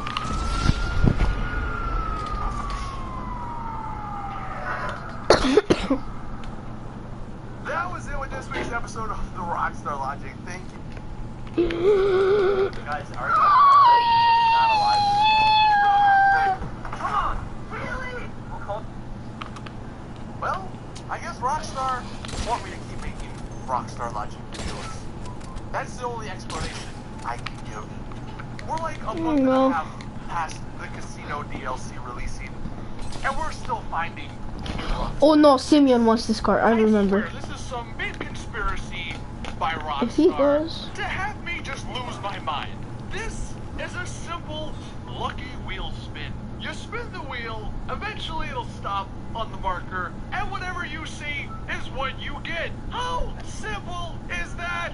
Well, apparently for Rockstar, it's not that simple. The wheel says he won cash, yet it gave him chips. You're like, why, dude? What's up, everyone? Welcome back to another Rockstar Logic video. My name is Saintsman, and today we got some good old classic Rockstar Logics. But before we get into those, this video is brought to you by Raid Shadow Legends. If you enjoy mobile gaming, then that's what he gets. Is the game you want to play. It is available now and is completely free on iOS and Android. This game is one of the most ambitious RPG projects out there, and and it can really only be compared to some of the biggest PC and console titles. It's fully fleshed out, it has an amazing story, incredible 3D graphics, giant boss Okay, we're gonna have a fights, pistol battle. loot, which we all There we want, go. PvP, and hundreds of champions for you to collect and customize. I mean, check out the detail of these champions. Customizing them is going to be a lot of fun. I'm not the only one who thinks that this game is pretty damn cool though. It's got over 300,000 reviews, a perfect score, Boom. and 10 million players worldwide have already downloaded the game. It's growing super fast, and one of the coolest parts is that the devs actually have a roadmap of what they're going to add, which is always awesome to see.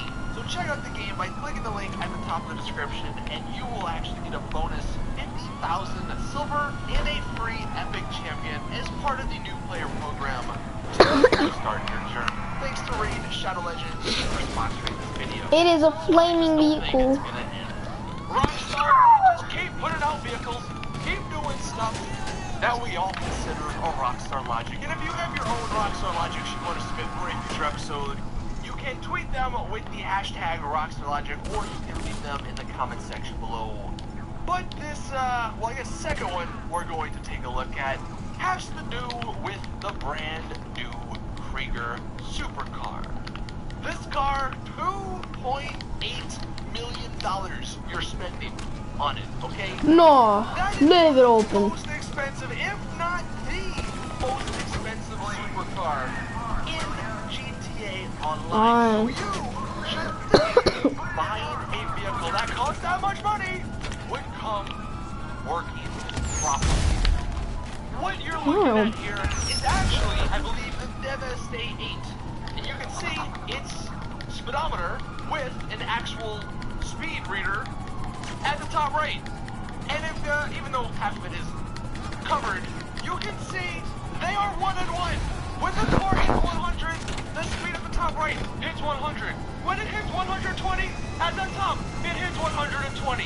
Because the speedometer actually works. And it makes sense. But let's just take a gander at the good old $2.8 million Krieger speedometer. First off, you can't even read the damn thing. Hell's this text. But the numbers aren't even close. I'm gonna stop it. Where on the speedometer, it looks like it has hit triple digits. But the freaking speed is only 74 miles an hour. So basically, you spent $3 million for a vehicle that speedometer doesn't even work correctly.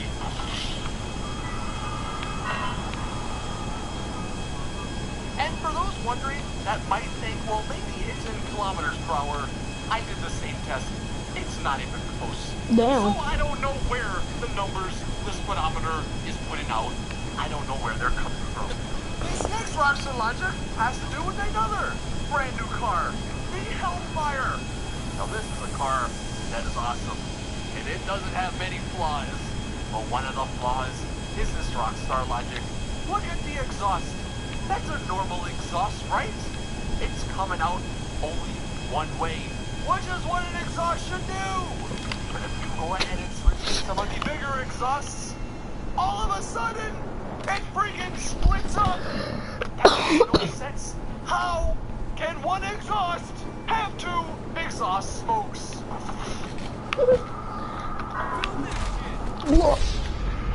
And then one of the other new things that happened this week, Rockstar added the 100 action figure collectible hunt that you could go on to get this Impotent Rage outfit. And I'm not gonna lie, the outfit is really cool. I am actually single player here because I did not do it in online, but it still looks pretty cool. And it comes with its own little mask, although the mask it comes with is just something that goes around your eyes. Which is fine because that's technically a part of the whole costume, and it makes a little sense. You have to buy more rocket ammo. The actual mask that goes, or that should go with this outfit, the actual freaking Impotent Rage mask, you cannot put on together legit. So the outfit No, what and is the the mask odds? that go together, you cannot put them on unless you glitch, which should not be the case. Should not be the case. This one's actually a really good one here. The Deluxo. If you actually shoot the Deluxo enough, it'll start smoking like every other car in the game, right? Although what's a little interesting about this car is the engine is actually in the back. So actually the smoke is going to come from the back. But what's also interesting is that the back glass, the trunk, if you want to call it that, it actually keeps the smoke in. You don't really see the smoke unless that trunk is up, which you can see I've demonstrated here. And that's kind of cool. I don't know if that's like necessarily realistic, but the trunk window keeps the gas inside the car, let's say. Probably not healthy, but hey, that's why half our characters look like drug addicts anyway. What we're gonna go ahead and do though is shoot the window out. So you can see there's nothing there. No glass, completely open. We're gonna get in the car. Let's see what happens here. It's open, right? Smoke's out. Let's go ahead and close the window. Where did the smoke go? It's all gone. There's nothing there, and it's still blocking the smoke. Open it, smoke's there. Close it with no window. Smoke's gone.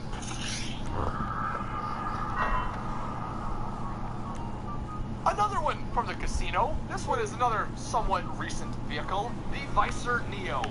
This is actually just crazy. What in the hell are these lights? Dude, they literally go like 2 feet and they just die. What's going on here? I'm flicking between regular, off, and bright lights, and you can't even tell the difference between regular and off because they don't go that far. Obviously, they're on when we have the bright lights activated. Freaking whole damn side of the mountain lights up. But if you just have the regular lights on, it's like they hit an invisible wall and then just stop. Who installed these freaking headlights?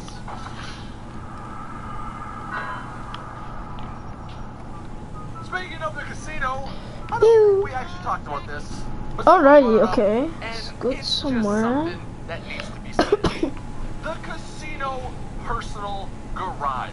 Look, I'm not going to complain about more garage space. More garage space is always awesome.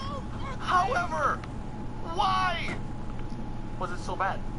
The reason I say it's so bad, let's just go to the casino parking garage. Oh my god, look how big this place is. There's like spots for 30 cars or so. It's crazy. This is a huge area. Now keep in mind, when we go into our personal garage, we're in the exact same building. Yeah, look at it. It's way smaller. There's only 10 slots. And why are the slots so freaking big? I mean, you could fit an extra 5 to 10 cars. And the amount of wasted space in this personal garage. All I'm saying is why do we only have a 10-car garage when clearly a 30-car garage works in the same spot?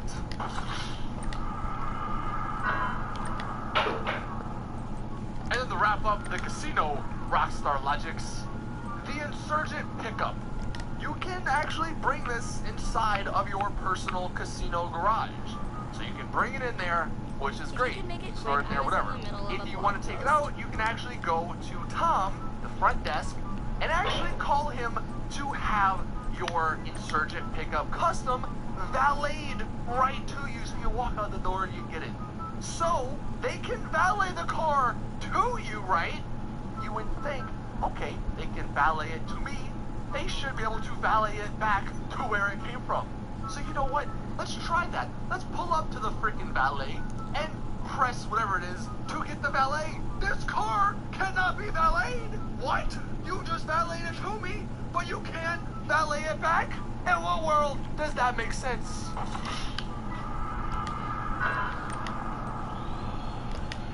Now, I'm no physics expert, but I don't believe that's how chandeliers work.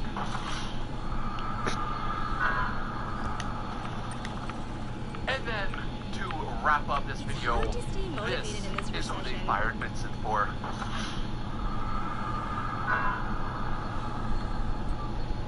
Thank you all for watching this week's episode of The Rockstar Logic. Hope you guys enjoyed. Again, if you have your own Rockstar Logic, you want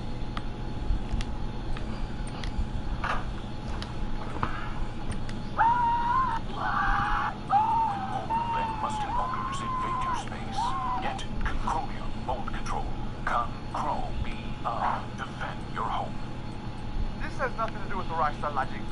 out. Rockstar actually did something kind of cool. So Jackson on Twitter sent me this picture. One of the vehicles he was requested to go steal was a top-range Roosevelt Valor, and it's black and red.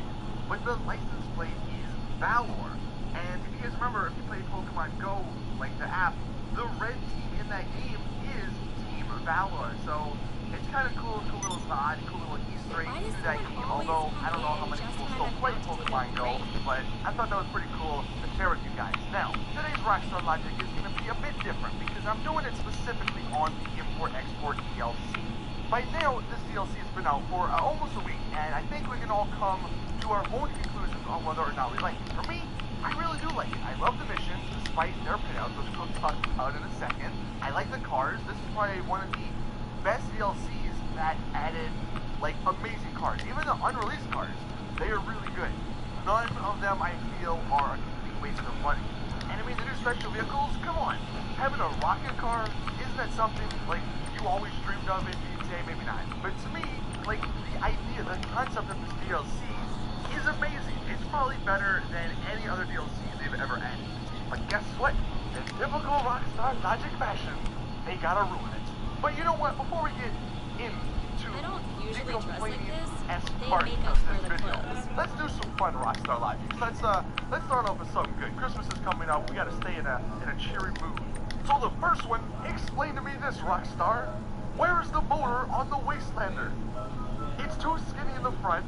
The back is too skinny. There's nothing underneath. So what? How does this thing work? Like, is it just magic?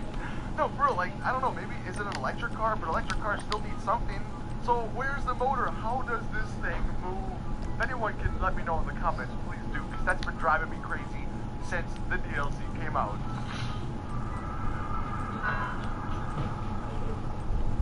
Another one. We freaking paid $1.5 to like $3 million for our vehicle warehouse, right? That's a lot of damn money. So why do I gotta pay for soda in my own freaking warehouse? I mean, look, it's only $1, but come on, Rockstar. This is the latest collection, if you can believe it. And you know what? Speaking of the freaking warehouse, look at it. We set this thing up. There's a PC tower. Matter of fact, there's 2 PC towers, but look at this. At the desk you sit at, there's a PC tower that's not connected to a monitor, and there's a laptop, which is the one you use. So why is there freaking a PC tower there in the first place? It literally makes no sense.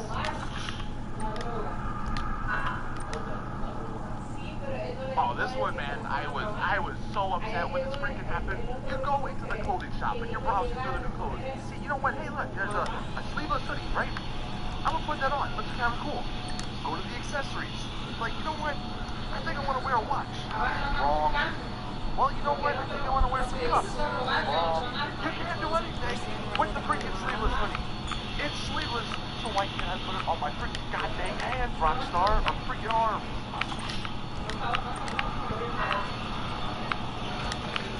And yo, look, now that I say this, you might like get annoyed like me, but with the LG, this is unbelievable. This new car is pretty awesome. I love it. I love the customization. But it's missing a passenger door handle. How are people supposed to get in?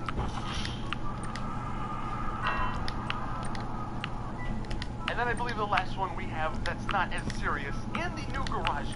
The one complaint that I have, I love them, because you can have 60 freaking cars. Yeah, they cost a lot of money, but whatever. 60 car garages, man, that is amazing. But see, here's the problem I have with it.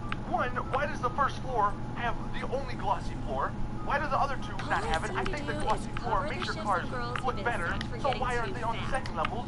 2, why are the lightings different? I have these giant-ass lights over my cars, and yet I can barely see them on some of the levels. I think the second level is the brightest, the first level is the least amount of brightness, and then the freaking third level almost looks green. So like, what's going on with the different lighting?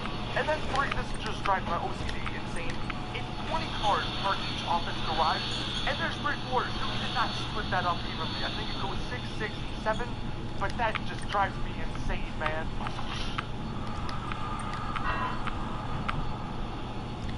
Okay, now it's time to get serious here, because these next things, oh, this is what makes the DLC suck. I mean, look, it doesn't suck, but these are like, why? Just why, Rockstar? Why? That's the question I always freaking ask myself whenever a cool DLC comes out. I forgot what I was here for. Oh, you have to get like a military look. Yep. Goddamn ATV, because it has 2 seats, but only one can sit on it. I mean, and disregard the fact that the guns on it are absolutely horrible, and it's really not that fast, and it handles like an ATV, which I hate the way the ATVs handle. But why is there 2 seats if only one can get on it?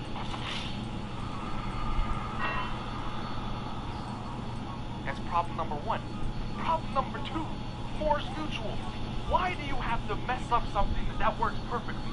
I don't know about you guys, I don't know if you've noticed this, but if you blow up your cars, right, or your cars get blown up, you're gonna call them in force mutual. Before, it was one menu, and there was a claim all option at the bottom. That would claim every single car you had in force mutual, so you only need to call them once. But you know what they freaking did? Now if you call them, it goes by garage, and there's no claim all option. So you gotta go by each individual garage, and that's gonna take you like 7 freaking goddamn phone calls if you have a lot of cars in there. Then you can claim all within a garage, but that doesn't do a damn thing because you still gotta call back for your other garages. 1 step forward, 2 steps back must be the motto over at the Rockstar headquarters. This next one I talked about in my top 5 things Rockstar need to fix, but these shark card prices, it is an insult, it is insulting to think that the people that play your game think it's okay for you guys to charge as much money as you do for only $8 million in the game when that's only like 2 things that you could buy. These shark card prices, now, of all times, is like the definition of Rockstar logic. They could be kind of good. I mean, look, shark cards suck, like microtransactions in games suck, especially $6 games. But with all the free content, with all the amount of enjoyment GTA has given us over the years, I'm not too upset with shark cards themselves, like the principle, the concept, the idea of shark cards. But when you go ahead and screw us, Rockstar, that's the problem that makes it insulting and just downright such a scumbag thing to do. Make the damn shark cards, make them give us more money, because the economy has gone up so freaking high compared to when the game first launched with those shark cards, and it's evident. You guys, in the freaking past Rockstar logics, you see it with the cars from like when the game first came out to now. It wouldn't be as bad if I paid $100 and could get, you know, say 25 million, which would let me buy like most of the special vehicles, an apartment, maybe even a yacht, you know, an office, a warehouse, all that stuff for $100. But no, you know what? If you just wanted to buy the Ruiner 2000 in real life money, it would have cost you $71.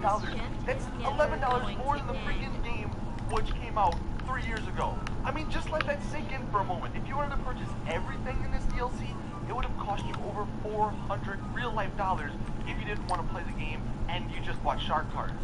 And I mean, not even taking into consideration all the stupid ass gameplay decisions they make because of shark cards, just the fact that shark cards themselves are horrible. That is this Rockstar logic.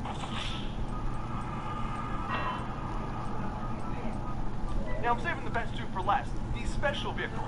Oh man, you know what? This might be a 30-minute long video. I could go on forever with these goddamn special vehicles. What makes them so special, Rockstar? Because they all freaking suck. Well, apart from the Rocket Boltic, we'll leave that one out. That one's actually kind of cool. But we already talked about the Blazer Aqua. The Wastelander don't have a freaking engine, and it can't even transport a car in the back. And you know what? The technical's kind of cool. I don't have too many complaints. I mean, it shouldn't cost like the price tag, but that's whatever. The armored freaking box truck. What makes it armored? At no point is it armored. It doesn't have bulletproof tires. Doesn't even have freaking bulletproof armor. Because one RPG, one stick bomb takes it out. Phantom Wedge. Why does it blow up after 40 freaking cars? Ram car.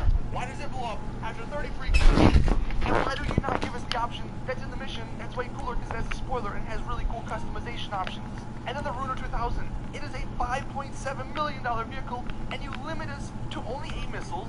I mean, the jump and the parachute thing's kind of cool, but it's not even armored either. So I'm basically paying $5.7 million for something that can easily get killed by a jet. And for those people out there who now think that the Hydra's, you know, not the best vehicle to own in online, or it's not a griefing tool because the Ruiner's better or any of these special vehicles are better, no, because the Hydra can easily still outrun the Hydra or the homing launchers.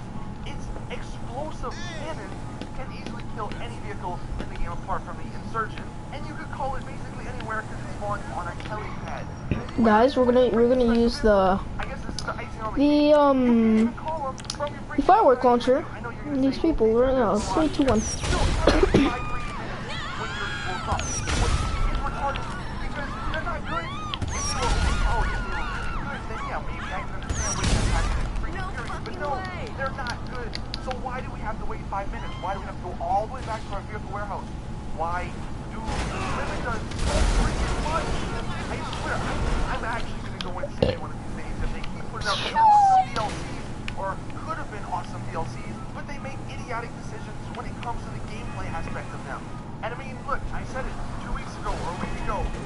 Rockstar Logic. They're adding all these special vehicles, but guess what they're not going to do? Add the JP700 guns and then add Duke and Death. Those would be perfect, but no, they gotta limit them to single player. For God knows what reason. I don't know, unless they plan on doing a special vehicles DLC part 2, where they add some more in the game. But oh man, the special vehicles in concept, it's amazing. A freaking rocket car. Well, not the rocket car because I don't have too many complaints about that one. But the rotor, the kit car that can fly, the car that can jump, the car that has rockets and missiles and all this amazing stuff. It sucks. Armored box builder sucks. Every freaking car sucks. Sucks that they suck, man. And I just don't know why they keep making these decisions, because at a certain point it's gonna come back to bite them, and people are not gonna play the freaking game.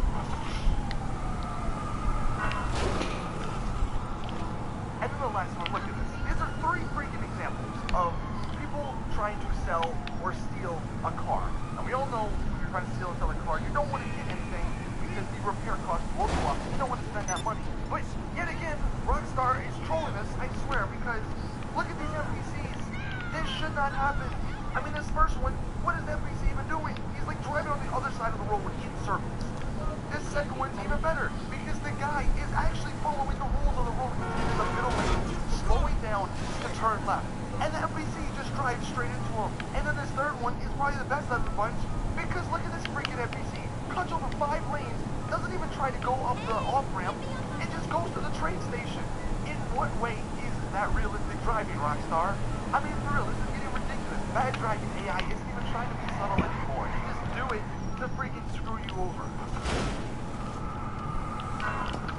I think that's what's going to end this week's Rockstar Logic. This is probably one of the most upsetting Rockstar Logics I had to make because of the awesome concept of import-export stuff. But the poor execution of it was its downfall. Anyway, thank you all for watching. If you want to do your own Rockstar Logic, you can do so in the comments, or you can tweet about me, and if you want, use the hashtag Rockstar Logic so I can like find them here. I don't know, let me know your thoughts in the comment section. Do you guys kind of feel the same way, like this film would have been awesome? But then Don't do you there. It's just don't do this for me, car. Damn.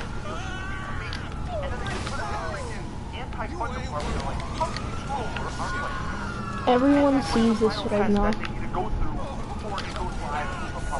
I really hope that just like a beta version, and for Red Oh god. This is not fair.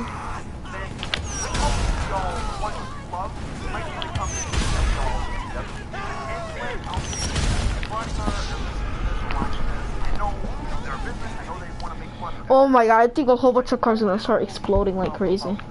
Because once that happens, then that's when the fans go. That's when the love for the game goes.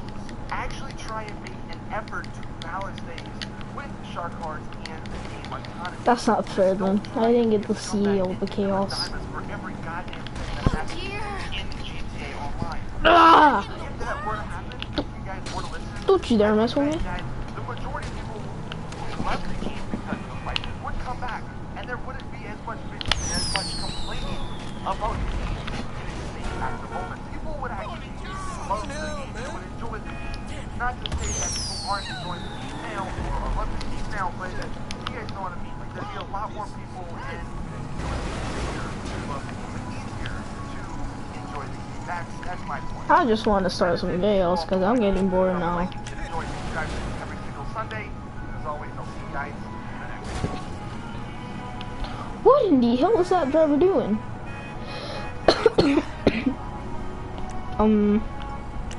I'd like to put some gasoline.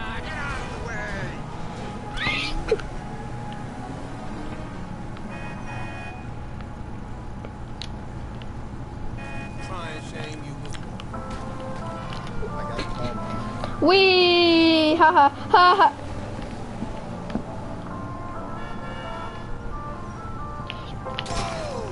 I swear.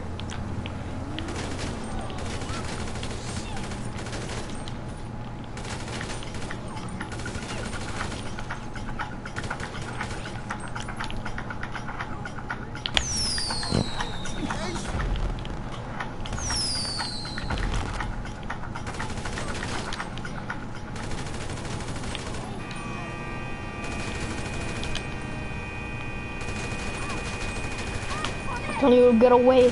Man, okay, we're freaking back. Like, I stopped this, what, for 1 week?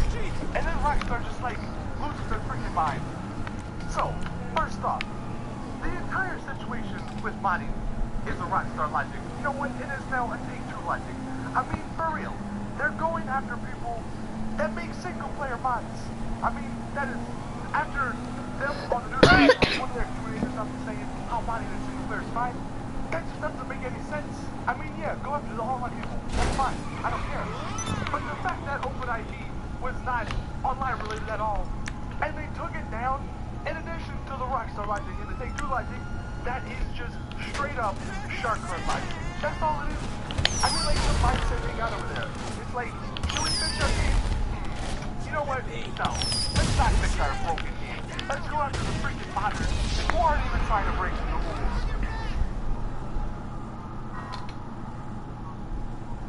Now, with that out the way, let's get into some gun-running logic, because that's what this is all about. We got some really good gun-running logics that I think you guys will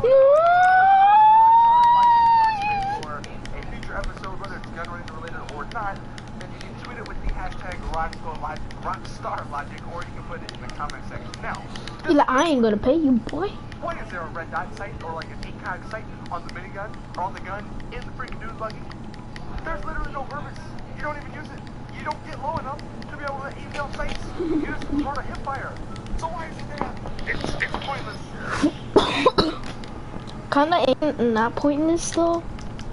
Next one, and maybe this is just me, and look, maybe it's just nitpicking, but come on, alright, driving around the bunker is so dumb. Calling for some wheels? Why I'm Johnny on the spot. I'll hook you up. There's no reason. Half track. I know what the half track is. Like, people off, freaking putting poles. On the way. Has to drive. Like, it just doesn't make any sense. And then, on top of that, like, and again, this could be nitpicking, but the freaking control and the handling of the caddies are horrible. It's like, you turn a little bit to the left and the thing, like, just, it's all over the place. But then, to make matters even worse, on the freaking caddy, it's got 2 brake lights, but only 1 reverse light. They couldn't take the time to freaking make the other side, the left side, have a reverse light as well? No. Maybe that's how it is in real life, okay? That's fine. Oh yeah, I saw that now. You could have made it have 2 freaking reverse lights. And then one thing, oh my god, this upset me so much. Now, I don't know if this is just me. I feel like it's just me, because I feel like it's random. But, alright, we're the owners of these bunkers. We're the owners of this gun running business. But yet, we can't freaking choose what we want to unlock when we want it. The freaking staff that we're paying chooses. That's like the people that freaking work at McDonald's making decisions on what the entire franchise of McDonald's should do. I mean, for real, it literally took me till the last freaking unlock to get the stupid ballistic armor. And it took me 6 hours or something of just being in my bunker, letting the research, and then fast tracking it. It took so long. Just the entire research in general is such a Rockstar logic. It literally, if you don't want to fast track it, if you don't want to pay $225,000 to unlock research, to unlock upgrades quicker, it will take you like 100+ hours to unlock all of them. And most of them, yeah, they're kind of cool, but it's not worth it. It is not worth it. Like, some of them are just little skins that you're probably never gonna use. But if you don't want to spend all the money for it, you're gonna have to wait freaking so long. The next DLC will be out before you get all the damn unlocks if you do it regularly. So that is just, in itself, Rockstar logic.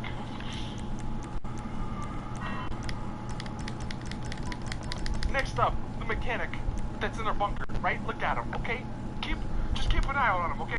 Look what it looks like, because you go to the freaking mobile operations center, and the same guy's there. Does he have a twin? Like, how does this guy just freaking teleport places? Why is he in both places at once?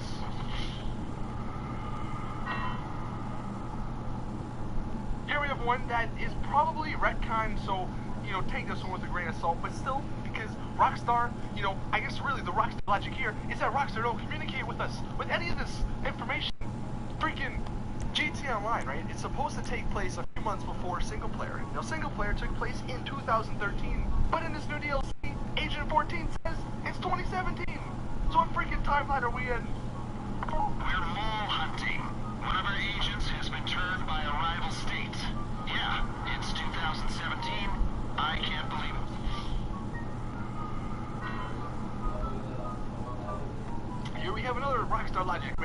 So, with the gun running update, they added a bunch of crazy stuff to the game, right? Explosive freaking bullets, crazy ass vehicles. But like, we can't have a stun gun in online? Like, we have all this crazy OP stuff, but they won't have the stun gun, or even the rail gun. Like, how does that make any sense?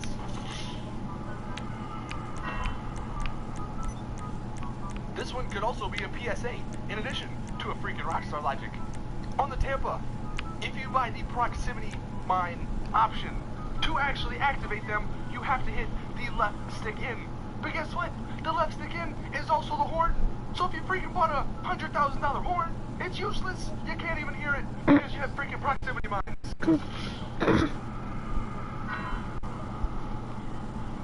Sort of on the same lines with the explosive bullets and other crazy weapons. Freaking in our garage, now we can you put are a prepared heavily against armored, government weaponized freaking APC tank. We can put a half a doom buggy, an oppressor, a Tampa with like a million freaking weapons on it. But we can't put a Rotor 2000. We can't put a freaking police car because that's not balanced. That's not right. Like, what sort of logic is there?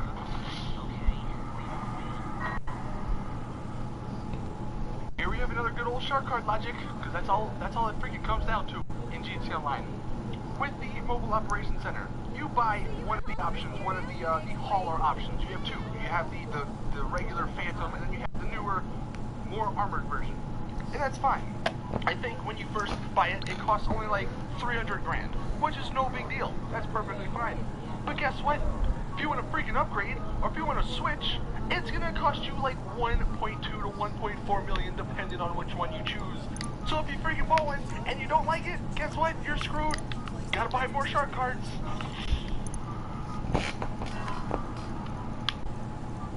And then like, what is this, dude? On the freaking inside, there's a door. But on the outside, there's no door.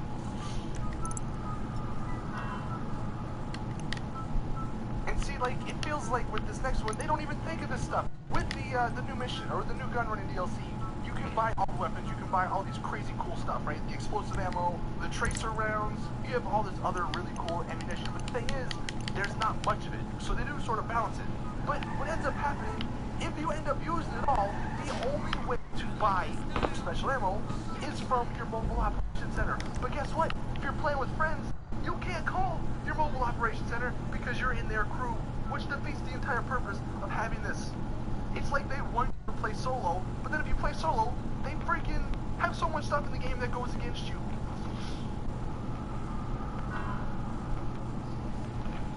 And then the final one, oh my god, this one upset me so much. I literally rage quit the game after this happened. The first supply mission I did in the gun running DB, alright? It was to go get this Technical 3, the brand new Technical. And it's a really cool car. I'm really excited for it to come out in online. But freaking, guess what? This is what doesn't make any sense. In the car, I can't use a freaking any gun. I can't use anything. I'm hitting X or whatever, and it won't let me shoot out. But I guess I did that to sort of balance it. That's fine. But the thing is, I have people shooting at me. I have a ton of NPCs with the accuracy of freaking Jesus Christ himself shooting at me. And what's even stupider, and this is the part that made me rage quit, why that's armored are there freaking slots in the back that are perfectly aligned with my head so these NPCs can shoot in? Because that's how I died. They shot in through the freaking back. I'm swerving and stuff. They don't care. Freaking NPC got accuracy, man. Like, what am I supposed to do? And again, this goes back on the solo stuff. It's like, I'm playing solo. Maybe they want you to have another person on the gunner. But if I'm playing solo, it's not going to happen. So, like, what the hell is this balancing? What is this mission? Also, why the freak is the Wi-Fi signal in the middle of the screen? Oh my god, dude, it's just so annoying. Like, there's so much potential, but they just freaking butcher it because of shark cards.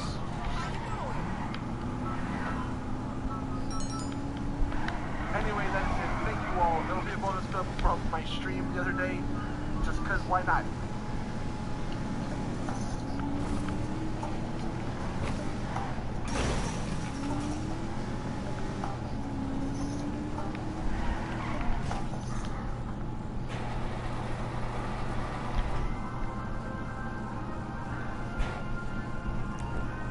what's up everyone, Saintsfan back again with another GTA 5 gun running video, and today, I know this may be a little late because the DLC's been out for a week now, but I wanted to do a 25 plus things that you might not know about the gun running DLC, because there's some things that I didn't know about until I looked them up. And plus, this DLC has been huge. Like, there's people that probably still don't have everything unlocked, so maybe this video will help you out. These range from super common tips that you may know to stuff that you probably had no idea was even in the game. So hopefully this video helps everyone out. Now without further ado, we're gonna hop right in because there are so many tips. The first one, and these are in no particular order, but the half track will actually not destroy in pretty deep water. It has a snorkel on it that actually works, which is kind of rare.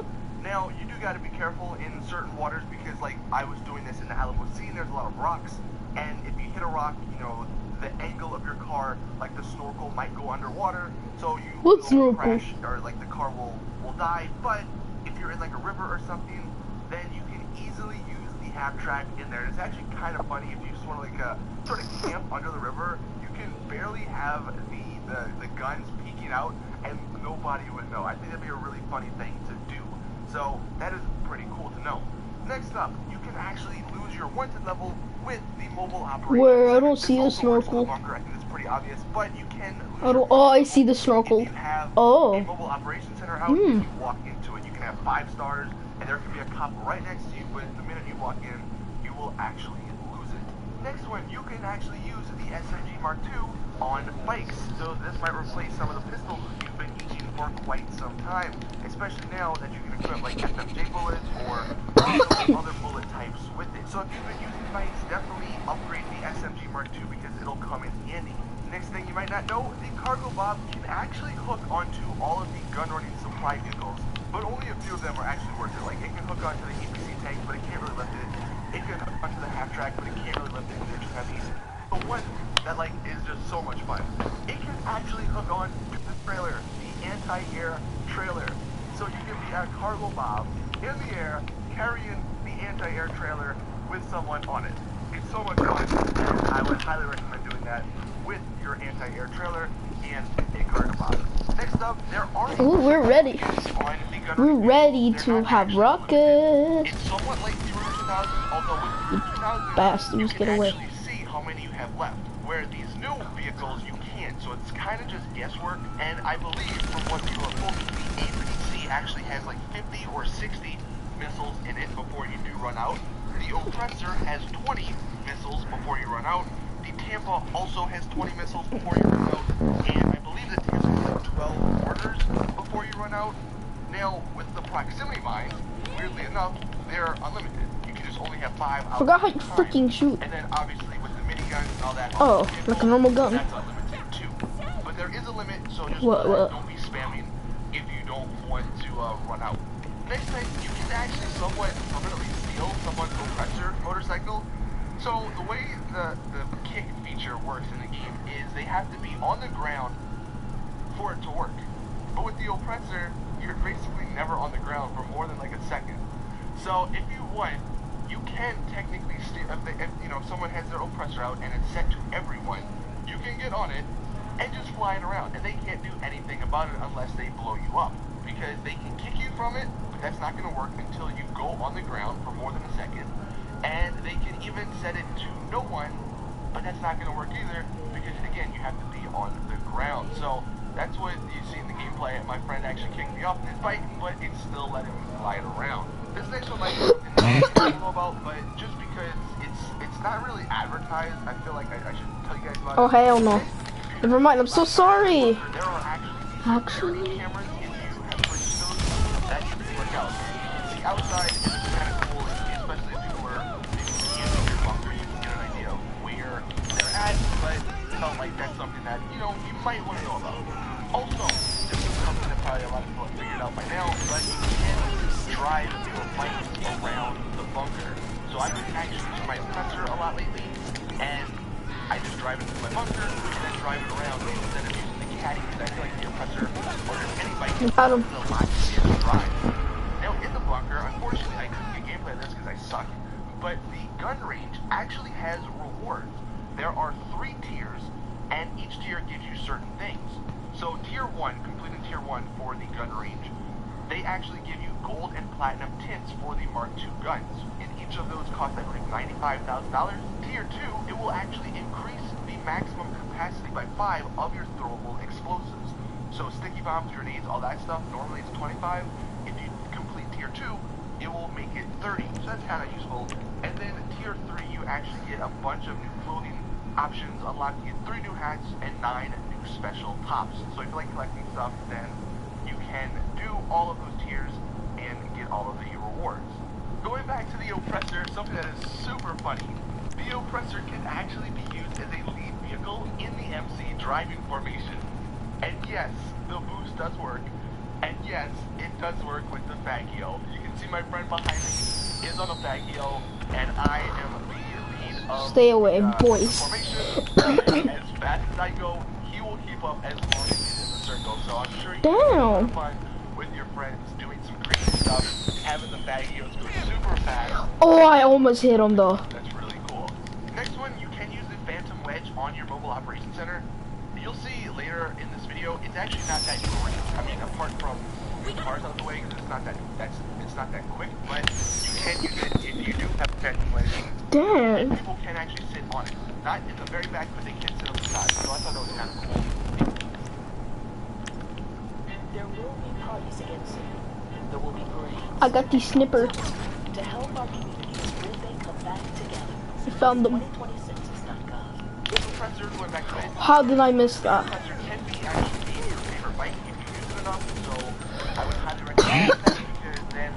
The Jack in the Box. Will actually heal you when you're driving around, which might be useful if you crash into things like I do sometimes. Also, with the Oppressor, every time you get on it, you get a parachute. So that's something that is definitely useful. It sort of acts like a helicopter. You'll see in the gameplay, I jump off once, I have a parachute already, and then normally, since I just use my parachute, you know, the only thing another one is to go into a helicopter or find one on the map. But I just hop back in on my Oppressor, and I jump off again, and bam, the parachute lets me go. Also, no. Because the freaking event never, like, worked, or they never spawned for me, but the Oppressor, oddly enough, can actually be used back in the event, like the free mode event. So, I mean, it's pretty OP. I mean, you have it, the Oppressor, and trying to win.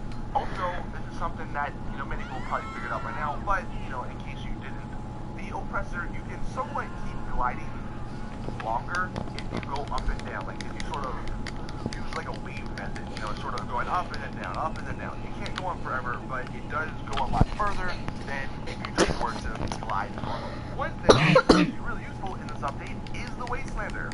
And the reason is because when people stand on the back of it, they actually don't fall off. And what you can do is, you know, in supply missions or just randomly around, you know, going around in free roam, you can just call their ballistic armor, like the Juggernaut suit, and they can actually through to your garage. You need me to bring you a ride? And that's going to be super helpful because they will get stars in that, but you won't. I'll bring it to you. Obviously take a lot more damage. You want to escape. Hoi blit. Hoi.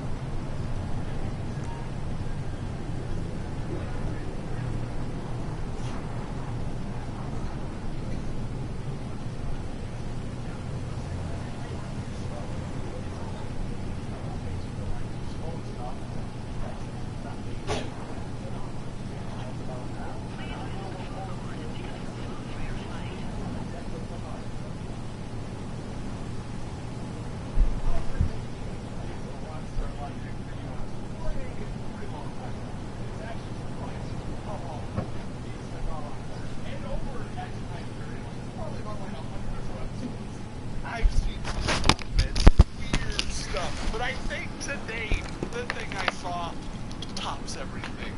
I was just recording in the casino for this episode. When I went downstairs from office, like where Agatha is, and I wanted something to win. But I noticed the elevator was open. Maybe I can go in there.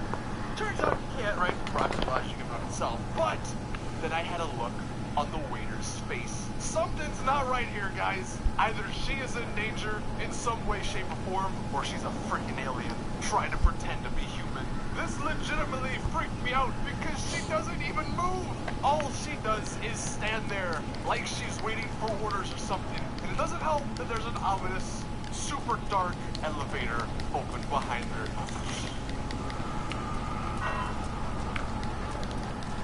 If there's any guesses as to what this is, let me know in the comment section.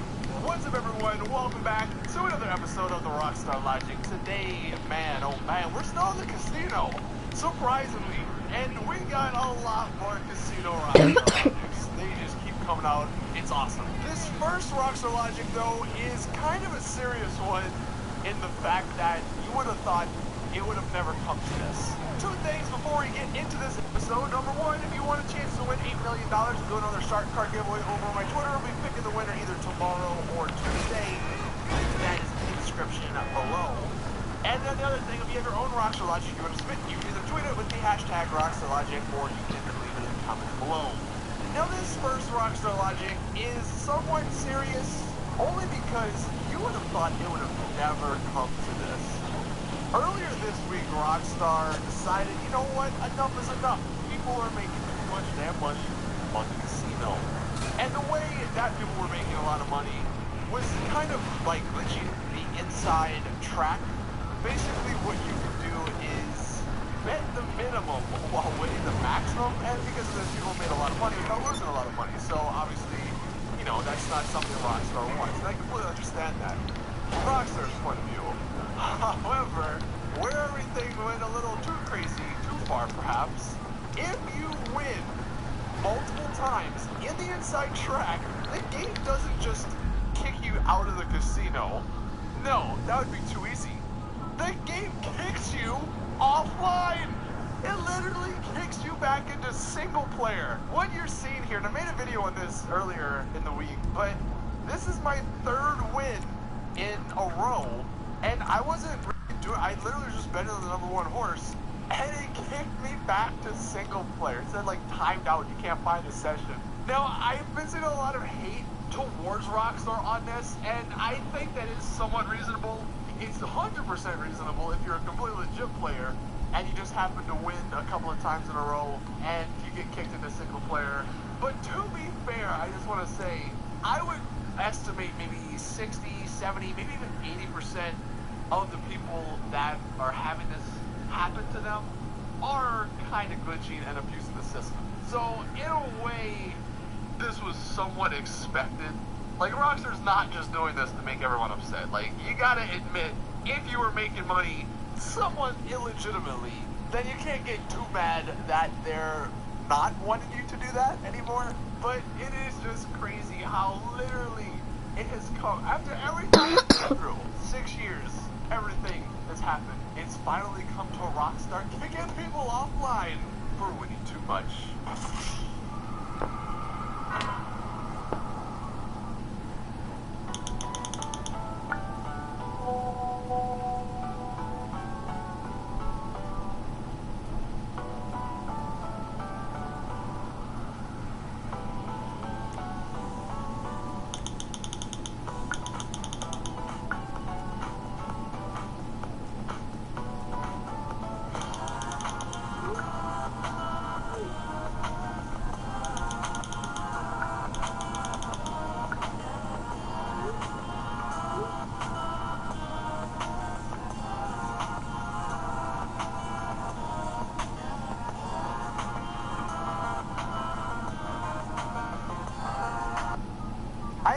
Though, to hear your thoughts on that topic. Like, where are you regarding that? Do you side with Rockstar? I mean, technically, I kind of side with Rockstar just because it's like, yeah, it's their game. They don't want people glitching and making tons of money, so I understand it, but man, that's just crazy. Kicking people offline. Speaking of offline, you want to know who's always offline? Is always busy? Tom Connors. Serious question. Why is he in our phone book? You can try and call this guy, I swear to God, like every place on the map, he doesn't answer. Every single time I've tried to call this guy, it just turns up busy. And then when you go into the casino and try and call him, even after looking at him, clearly not doing anything, he's still busy. So what is his purpose for being in our phone? Oh. Now going back actually to the initial Rockstar logic with that weird waiter, alien waiter, you may have noticed something strange happening.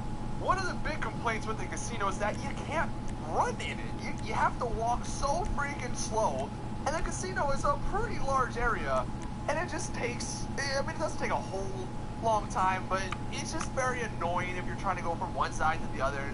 It's just like a couple extra minutes that you shouldn't need to spend in the casino, just because you're walking at a very slow pace. Well, obviously there's what I told you guys to do. You can go into first person view and you can walk around a little bit quicker, but still you're walking. Well, when I was up in the management area, you'll notice all of a sudden I start running. I haven't changed any location. I haven't gone through another loading screen. I literally just went through a door and all of a sudden I couldn't run again. So why can we freaking run in the management area, but we can't run in the casino? The technology, I guess, just isn't there yet.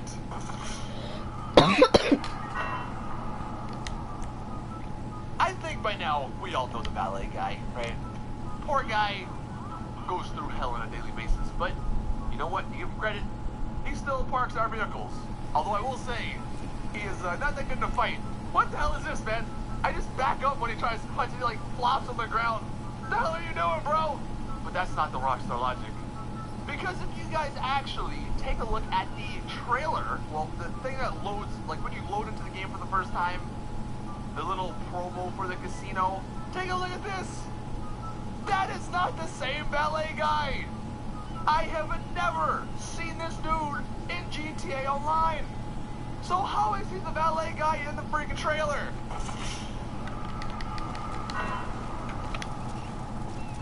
Next up, we got the Thrax. Normally the Thrax, you just saw there, it's got 3 exhausts. And it's got 3 little flames that come out of the exhausts. Makes sense. But then you go to the LSC and you put on one of the 4 exhaust options. And naturally you're thinking, 4 exhausts means 4 flames. Wrong! That would be too easy. Because even though you have 4 exhausts, you still only get 3 flames. And one of them comes out of friggin' nothing.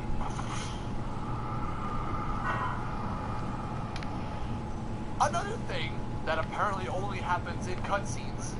Take a look at Chang here. He is laying down. He's sitting down on this fancy piece of furniture in our penthouse.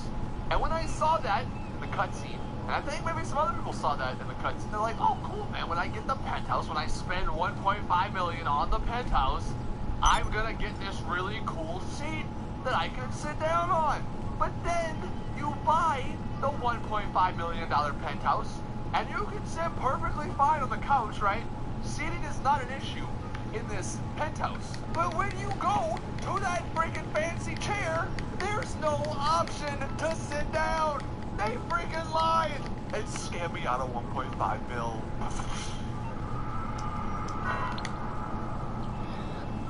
You know, I just said the valet guy is dedicated, but I just freaking shot the limo driver in the head, and he is still waiting for me to get in the car. Now, I need to kill him for this Rockstar logic. But man, now with this Dundreary stretch limo, one thing that makes absolutely no sense, the rear view mirror. Now we've already been over the rear view mirrors in this game. They suck, right? Look at that. What the hell is that? It's a blob on the screen. However, you can somewhat see buildings in it. Although, when we turn around, there's a friggin' black wall. So how is the rear view mirror so call back later, you heard? This friggin' wall? What sort I haven't paid of you, technology exists in this game? Stop lying that you're busy. You are not getting paid, that's why. Rockstar logic is a two-parter. I was doing some casino work missions for the Diamond Club stuff, and I actually got one with the Skylift helicopter. One of the helicopters that's been in the game since literally the start, yet it actually hasn't been in the game. It was in single player, and it was in the game box, but Rockstar never allowed us to get it in game, which makes absolutely no sense. And that's the first Rockstar logic. Somehow we can have flying cars, rocket bikes, cars that can go underwater. Yet we can't have a freaking helicopter that has a magnet on the bottom. We have a cargo bob, it's kind of the same thing, but we can't have a skylift. I mean, this is just adding insult to injury. Letting us use it and its magnetic capabilities in this casino work mission. Like, why can't we use this in online? And then one of the cool features that can make it cost like $6 million is the fact that the magnet could work, and it could work by picking up your own car. That would be so cool if you could transport your vehicles by helicopter via the magnetic lift. I just don't get why we can't have that.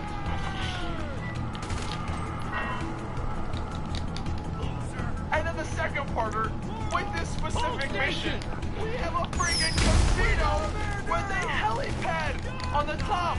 And you know what they're like? Nah, don't use helipad for the helicopter you just freaking stole. No! Park in the parking spot for a friggin' vehicle! The worst part is that there's a freaking light pole here. So if you try and land in the circle, you destroy the helicopter you just stole. Like, why does it have to be in that one tiny corner of the parking lot? Push it further in the middle and further out the streets. Or, you know, like we mentioned, use the freaking helipad. Fall behind!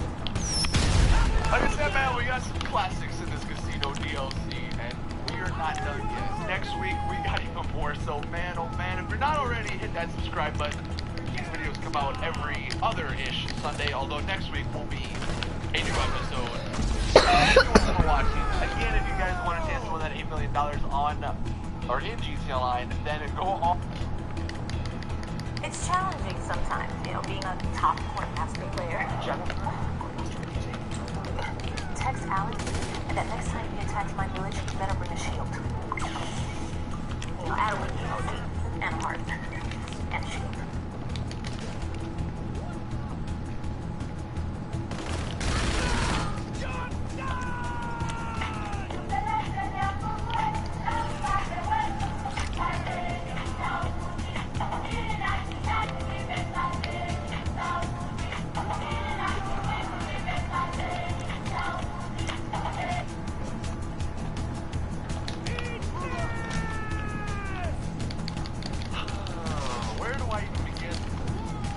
I'll say this first, for the people that are gonna hate on me for hating on this DLC, I love the DLC, man, it's freaking awesome.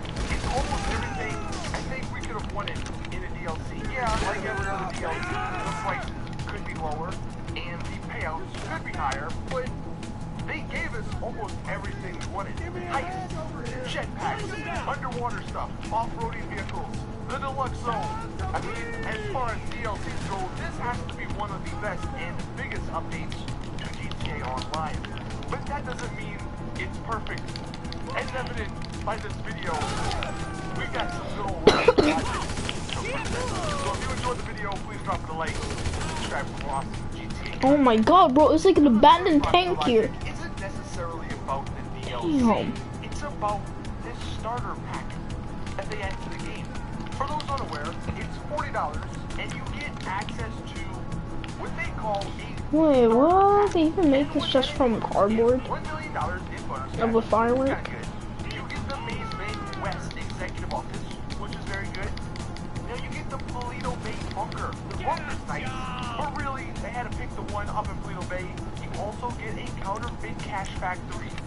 Why? No one uses that. It's not even a good way to make money. It's a horrible way to lose money. They really couldn't have put a cold business in there. The best one. You also get a clubhouse, which that one's not bad. And then you get an apartment, which I don't believe is a high-end apartment. I think it's just a random-ass apartment. And you get a 10-car garage. So for properties, you really aren't getting much. The only good things are the office and then maybe the clubhouse. Because the clubhouse doesn't include those missions in that that bunker, the game driving fast. Between you and the EO! Waste like 20 minutes driving from the lake all the way to the south of the map to the divisions. But where it gets even more of a joke are the vehicles. We have the Miyamatsu Frogger, the Ida Swinzor, the Obey Omnis, the Kakek Classic, the Solar, the Bugatti Vortex, the Huntley S, the Western Zombie Chopper, and the Banshee. Apart from the Turismo, none of these vehicles are good. How is that considered a starter pack? Name the last time you've seen any of these vehicles in Jeans Line. I'll wait for the next 30 days. You probably still couldn't tell me when you saw any of these vehicles. I know that has to be a between the starter pack not being pay to win and it being like somewhat decent. But this is just a scam. If you pay $40 for this, you're getting scammed. Because what's going to end up happening, all of those vehicles will just sit in your garage. You'll never use them. The bunker, you're never going to use it because it's a Toledo Bay. The office, yeah, you might use. You're never going to use the cash factory. You're probably never going to go in that apartment. Clubhouse, you might not ever go in, although it does have the useful feature of spawning bikes right next to you.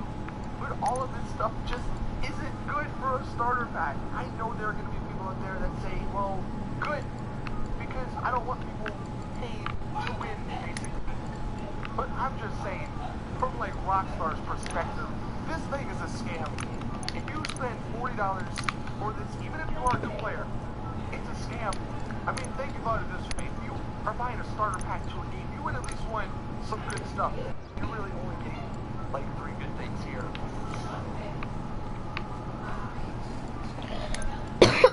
Now, getting into the Doomsday Heights, we'll start with the facility, the new property added to GTA Online. I just want to know, Rockstar, why? Why do you give us the biggest property in the game, but don't include transportation inside? You give us transportation in the bunker, which has all kind of stuff in the way. You can't move around. It's so constricted that the transportation is useless. But in the facility, we have a giant hallway, which if you just remove the stupid scanning machine, a little transportation cart or something would have been nice. It takes like 5 minutes, I feel like, to go from the entrance all the way to the heist room. And whose genius idea was it to do that? Why can't the heist room be close?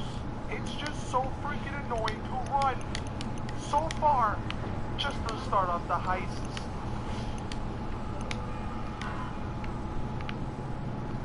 Look, this is proof, alright? This is undeniable proof that Rockstar watches these. So for those out there who think this series doesn't do anything good for GTA Online, this proves you wrong. A few episodes ago, when the Smuggler's Run DLC came out, we made a Rockstar Logic saying that there was no wires on the computers. And boom, look what they do. Not only do they add wires, but they add them in a neat way, and they actually plug into something under the desk. It is a miracle. We have changed GTA. How do you do that? But then you forget the freaking mouse. How are we supposed to use this computer? We can't just have it easy, can we?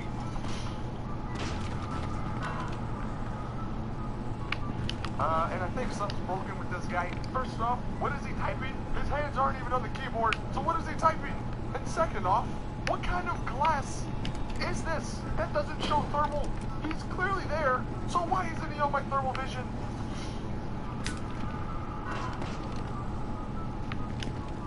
And then, the final facility one, you can park any vehicle on top of the facility door. We parked an MOC on top of the facility door, but it don't care. It will still open regardless.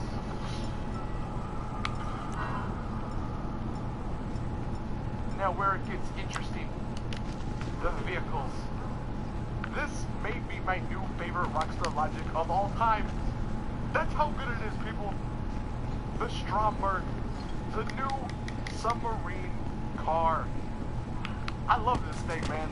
I've been a huge fan of the ocean, and the fact that we now have a car that can drive on land and then go in the water is amazing. But how in the hell does this make sense, Rockstar? My passenger is holding a freaking Molotov cocktail that is lit on fire outside of the window, under the water, and we are still fine. That should not be happening. I mean, that's just like a double Rockstar logic. One, if the window opens, the water comes in, boom, the thing sinks. And then two, how is a freaking Molotov cocktail still lit underwater?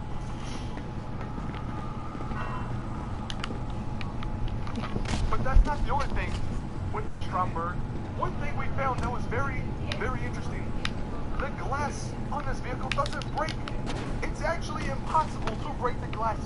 You can shoot it a million times. We shot it with a freaking minigun. The glass doesn't break. It only cracks. Okay? And obviously that's because the glass broke. Oh, wait. No, is that one, man? No, I'm sorry. Sorry. Get out. Wrong. I can still get killed in my Stromberg despite the glass being invincible. Bloody hell. And then another one with the Stromberg. Who do you think I look like to you, man? Where does this stuff come from? At least on some of the other vehicles that transform, it looks realistic. Where the hell does the wings come from? Where does the engine come from? Or the things on the back when it's in the water? Where does that stuff come from? There's not even a little line or something on the car. No, they just pop out of nowhere. Wow! Another classic one. Where's the engine in the Deluxo? There's no engine in the front. The back really doesn't look like an engine. So how does this thing work? Is this based on the same technology that the Wastelander is based on? Did Rockstar Guys, I'll be right back. figure out a way to have an engineless car? What the hell?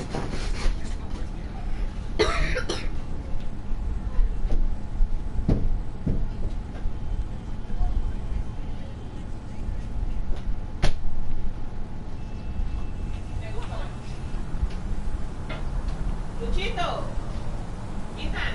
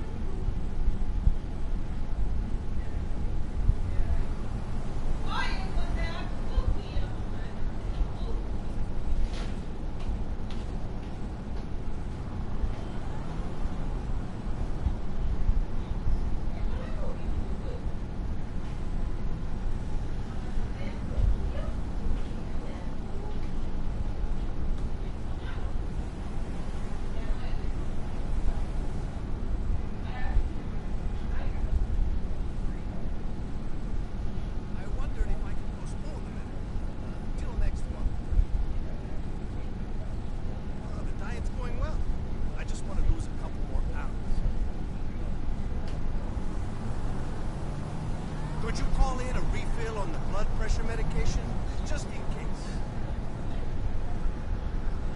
Thanks, Doc. See you in a few weeks.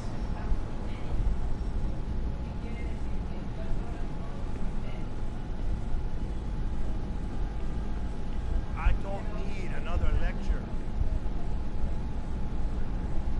I'm taking the pills. I'm walking upstairs. What the fuck do you want from me?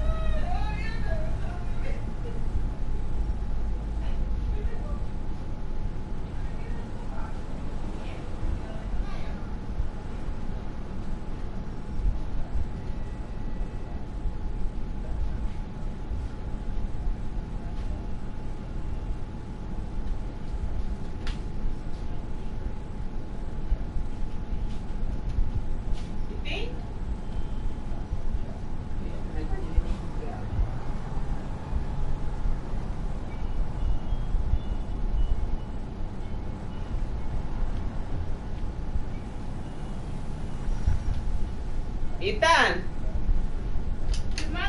when you're done, vienes abajo, te voy a dar miel, ¿ok? Okay.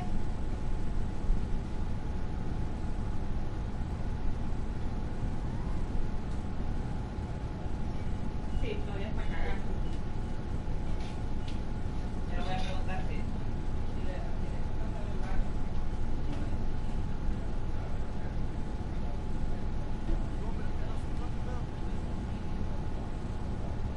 I'm not worried about my heart. Our people don't have heart attacks. Fine, I'll bring you home some tofu.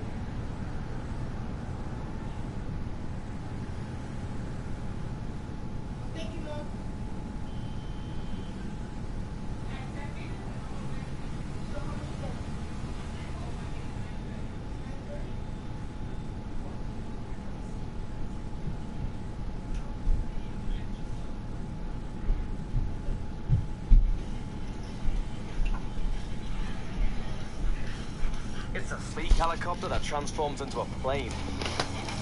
Take your operation to the sky, as you can run operations inside the unit with several stations for your crew.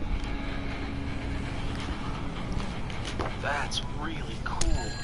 How much is that? Well, let's see. We're looking at $50. Oh, $50. That's a lot. Oh, hold on, sir. Were you interested in any upgrades? You actually might have access to several of the features with all these upgrades, and I'm sure you want a fresh coat of paint that matches your style. Well, I guess. How much is a movie upgrades? That would be $70. You made a great choice, sir. This helicopter will look fantastic in your facility hangar sector. My what? Facility, sir? No. Oh, no problem, sir. I'll just add a facility to your order. And that's $80. So we'll just add that on. So that's $150. Are we paying with debit or credit? The amount of time it takes to earn money in the game is ridiculous. It's long and hard work to earn money with a real job to spend on shark cards. But even then, that's much easier than earning it in-game. Here's a hypothetical solution. To fix the issue, shark cards need to offer more money in the game for real money. For example, $1 per 670K. In-game earnings also need to be increased to be more worthwhile. $1,100,000 an hour should be accomplished. This would take the nightclub down to $45 to purchase all of its vehicles in one nightclub, which is high, but an acceptable DLC price. And it would also make it about 25 hours of money earning gameplay. This is much better than being worth $350 and about 6 to 7 hours of grinding one heist with 3 other people who can spare that kind of time. GTA Online should be a game, not a job. This new price suggestion increases the shark card's worth many times over, as it is currently $8 million equals $100, and with this method, $8 million equals $12. This would make the Hunter and Ruiner that we earlier valued at $123 instead now cost $14. From a business perspective, while this does make it harder for Rockstar to earn the same amount per shark card, it does increase the likelihood that players would even purchase a shark card to begin with. It's likely that most players would use shark cards to purchase at least one thing. If 5% of 1,000 people paid the old price, they'd get $6,125. If 44% of 1,000 people paid the new price, they'd get $6,160. So most players would agree that asking $123 for 2 vehicles in a game is a bit much. But on the other hand, most players would likely agree that $14 is pretty reasonable. We must remember that GTA Online is not a free-to-play game, yet they still charge more for non-cosmetic items than free-to-play games charge for cosmetic items. This is how the pay-to-win aspect is exercised. Rockstar's greed to get money in any way they can, squeezing it out of the player base, is destroying online. In the sea, there are big fish and little fish. The same is true on land. But which are you? Isn't it time to find yourself? At Shark, we have different Shark credit cards based on your level of insecurity. Let your credit card color define you. Shark, for the apex predator.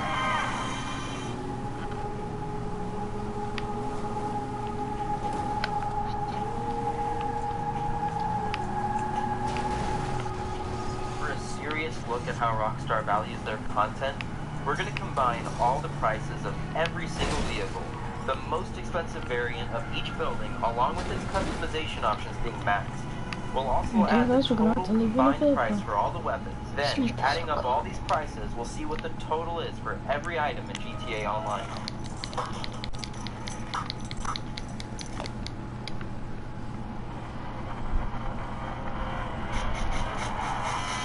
5,780 US dollars shark cards. This total price doesn't even include clothing, Benny's upgrades, or arena upgrades. The average cost of every vehicle before upgrades is $937,000, or $18. Do you feel that on average a vehicle in GTA is worth 18 US dollars? The money system is broken.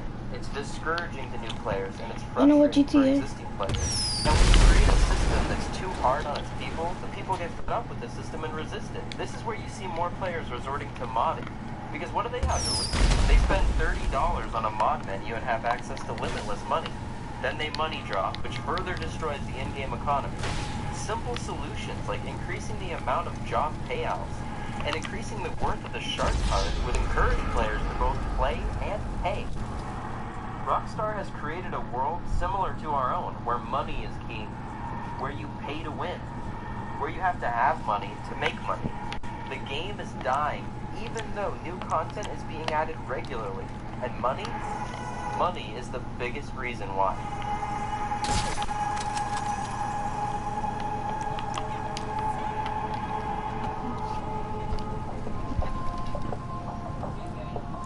GTA used to be reasonably realistic. San Andreas had the occasional hidden jetpack, but nothing was meant to be taken too seriously. We would expect a level of reasonableness in Grand Theft Auto series. Okay, that's a real tank, honestly. Online took that reasonableness and shot it in the head. The game is now an 8-year-old's dream. Terribly cheesy flying cars, terrible subatomic guns, weird laser miniguns.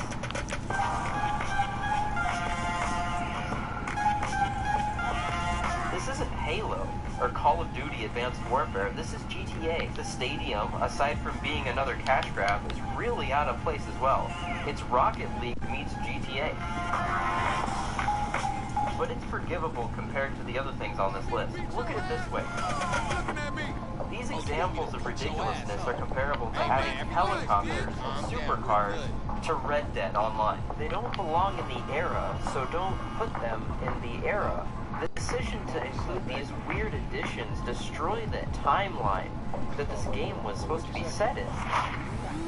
The events in GTA Online take place before the events of the single-player campaign, yet the stakes were raised so much higher in the heist with Lester. It has to be the Russians, or the North Koreans, or the Iranians, or the Chinese using a proxy agent. We're trying to stop a global crisis, and you're quibbling about employment law. With super government level underground bases, submersible water vehicles, flying hover cars, stealth helicopters, these things. Then a few months later, he's in his house greeting Michael, acting like the upcoming bank heist will be the biggest job they've ever done. The Holy Grail, the Union Depository, and they say it cannot be hit. It hasn't been yet. Always dream of one thing only. The big one. The big one! What is the big one? The Union Depository. Around 200 million in gold bricks, all taken from kindly Uncle Sam, who will spend the rest of our lives being hunted by government officials if we live through the attempt. But it'll be our masterpiece. On top of that, where are the cheesy hover vehicles, the rocket bikes, and the ridiculous nonsense in the GTA 5 campaign? I looked up some examples of issues with the GTA Online and GTA campaign inconsistency. Here are some of the more glaring issues I saw. This is from a Kotaku article written by Zach Zweisen. Here he points out some issues in the chronology because of a biker named Terry Thorpe, who Trevor supposedly killed in GTA 5. But if the timeline is right, Terry should still be alive and well in GTA Online since it happened first. Also, in a mission early in the game, Lester mentions that no one's ever even tried to rob the depository. But in Online, you do try, and you succeed with armored ramp cars. So how did he not hear about it when he lives right down the road from the bank he's always wanted to rob? And in this last section, he basically talks about how the world hasn't changed at all to reflect any sort of growth. The skyscraper's still under construction, the same ads are still on TV, and characters that died in 2013 can still call and text you while you're working on missions that take place in 2017. The whole thing is just a big confusing mess. These issues are so saturated in the game that people are even writing articles about it. The mass state of confusion Rockstar has created by selling out their brand is frustrating to Blitz! GTA Online Who do you think I am, bro? Everyone. It's overly ambitious and corrupted ambiguity. The ambition crosses the line to the point where it sacrifices its own integrity to push for relevancy. And who the game thing they would, bro? In doing so, they betray their core audience. It's no longer the great game it was. Rockstar was the studio that knew to avoid half-assed content cash grabs better than anyone else. Their success is directly correlated to their ability to pay attention to what the fans want and pay attention to the details. Yet they seem to have thrown all that out the window. The once believable city of Los Santos is now a confusing mess, populated with flying cars, flying bikes, underground facilities, and nearly endless lists of messy content. Rockstar, go back to your roots. If you want to keep players' attention, start adding big map updates. City updates that show the state of all. Right now, you could have features in the game. Players would much rather have new cities to explore than new rooms to buy. The copy and paste reskin updates are getting old fast. Buy property A so you can store B-type goods in storage facility C. We're done with it. It's insulting at this point. You could also do a season-type system similar to Fortnite with weekly challenges and bonuses. These decisions would widely retain player interest.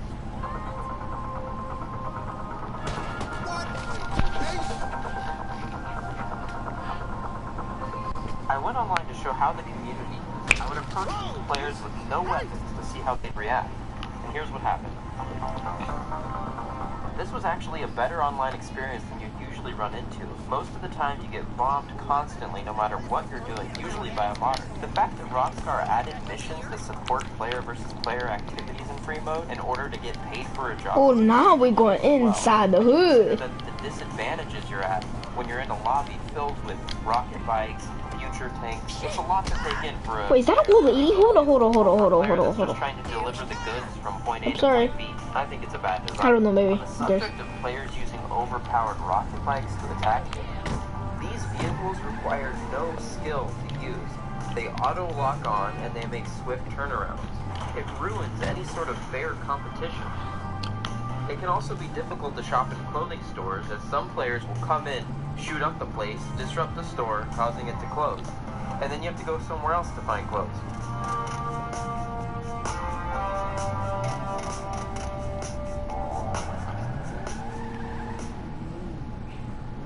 Modders can put an end to having any joy in online. They can remind you in an instant why you quit playing the game. Whether they spawn a cage around you, spontaneously explode you, remove your weapons, or teleport their model to you and make obscene gestures. More often than not, the modder is a shallow game, hell-bent on controlling your experience, and only allowing you to have fun if they deem it to be approved. The dark recesses of the modder's heart are filled with loneliness. They lack friends, empathy, and remorse. Not all modders are bad, but the ones that are stick out like a sore thumb.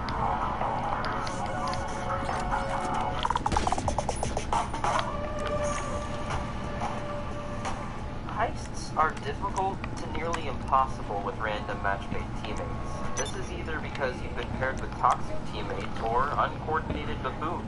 80% of the time you get paired with players with zero communication, no mic, and no response to typing. Fortunately, there are solutions for players looking to do heists efficiently. The Discord server GTA Online has created a solution to this issue.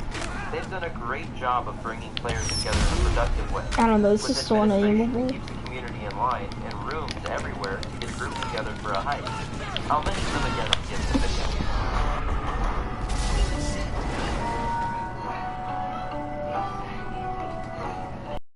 Rockstar for the community's actions? You can hold any studio responsible for how they manage their game.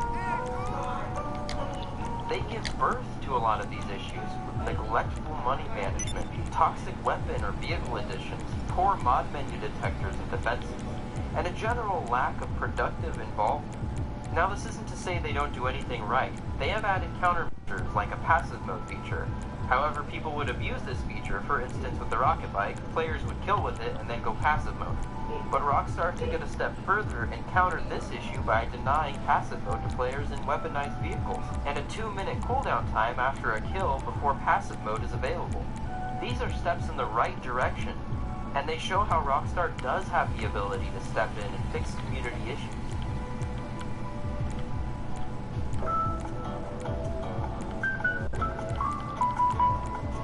By far, GTA takes longer than any other game to get going. On PC, you cannot tab out while the game loads. If you do this, it will load perpetually. We loaded the game up a bunch of times, and we got the average time that it took on PC to load the game up, which was 8 minutes. If you tried to load the game one time a day for a month, 31 days, you'd be looking at a loading screen for 4 hours for that month. Nico, it's Roman. I've come across some opportunities that you might want to look at. How I got this number. Hello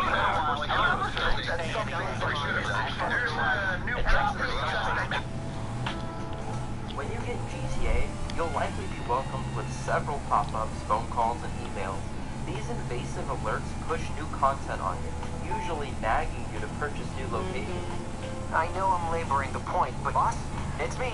I know you don't care about Your exec assistant again. I don't mean to hassle. Log on, take a look, and buy it. You won't regret it. Go to Maze Bank Foreclosures and get one. These invasive advertisements are trying to sell you places that usually end up costing about $40 in shark cards. In most games, you're subjected to DLC offers and main menus. However, in GTA Online, you're interrupted during gameplay, often having phone calls appear while you're trying to play, crippling your ability to play properly. If you ignore the phone calls, they will not stop calling until you answer and listen to what they have to sell you. You already bought the game, and console players are paying for subscription services to be allowed to play online, and yet still, you're aggressively being advertised to. Rockstar treats you like a wallet, not a person. I know you don't care. I know you don't care. I know I'm laboring the point, but I don't mean to hassle. I know I'm laboring the point, but I don't mean to hassle. I don't mean to hassle. I know you don't care. I know you don't care. I don't mean to hassle.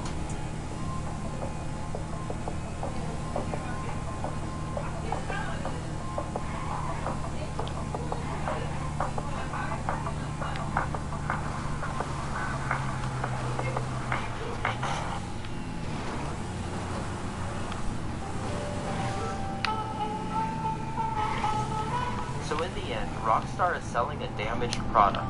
Those who are spending money on that product are telling them that this behavior is acceptable. They're the leaders. Other studios likely look at their success and want to tap into that stream. We should demand better treatment. We aren't slaves. GTA is a game, not a full-time job. We have lives, jobs, and families. We expect games like this to be a source of entertainment.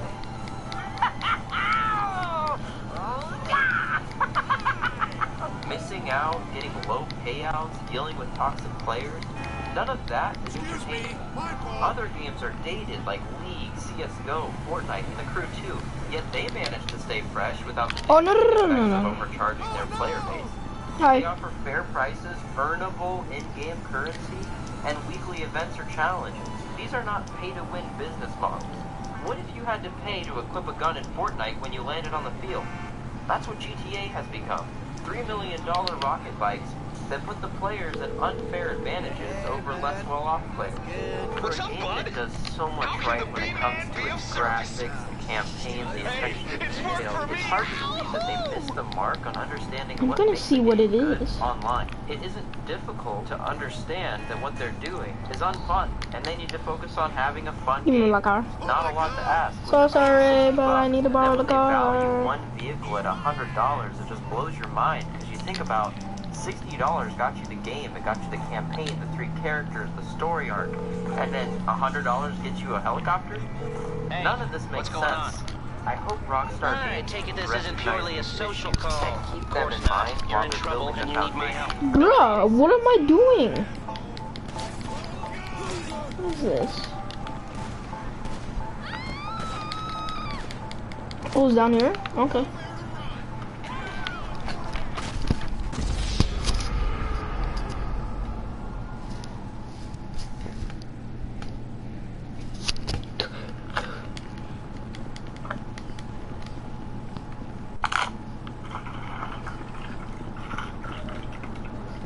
Despite my channel mostly being about covering MMORPGs, Is this a something dream? you probably don't Is that know a dream? about me is that I'm actually a huge fan of the Grand Theft Auto series. Wait. I've played and finished every game in this franchise since GTA 3, and when it comes to making interesting open worlds, I think Rockstar games are the very best in the industry. Recently I took a bit of a break from MMOs due to burnout, and instead I've been playing a few single player games and stuff I wouldn't normally cover on this channel. The game I've been playing the most, however, is GTA Online, which is basically the online mode of GTA 5, which is in my opinion the best GTA game that Rockstar has made so far. When it comes to the online mode, however, it's a completely different story. GTA Online initially released in 2013 on consoles with a bit of a rocky launch. At the time though, I was more interested in playing the single player mode, so I didn't really get into it too much. Since releasing on PC in 2015, I've played GTA Online quite casually, but recently I've made more of an effort to really dive into it and see all of the content it has to offer, the main thing being all of the multiplayer heists. At this point you're probably thinking, dude, the title of your video is pretty fucking harsh. If the single player mode is so good, then how can the multiplayer be so bad? Let's start with the first issue, the community.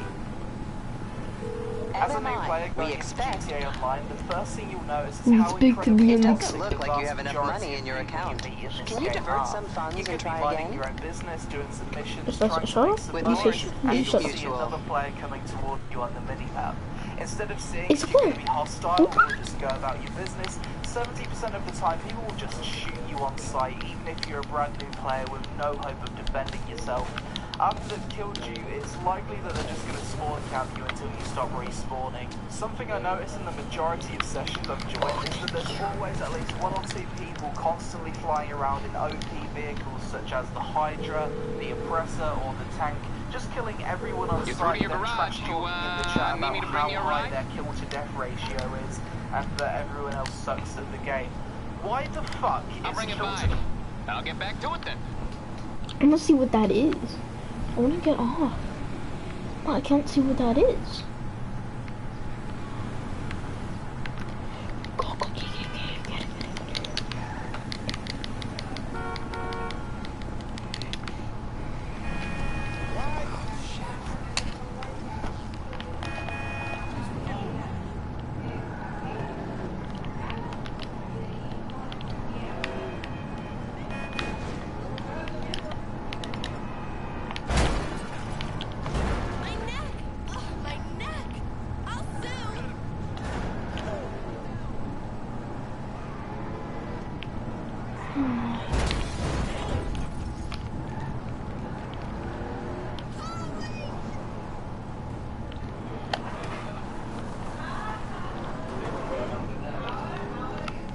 Let's get the stuff off me.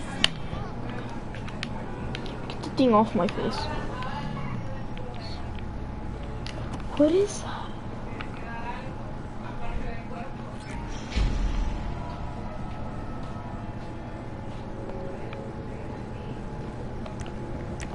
Oh, come here, boy. Christ.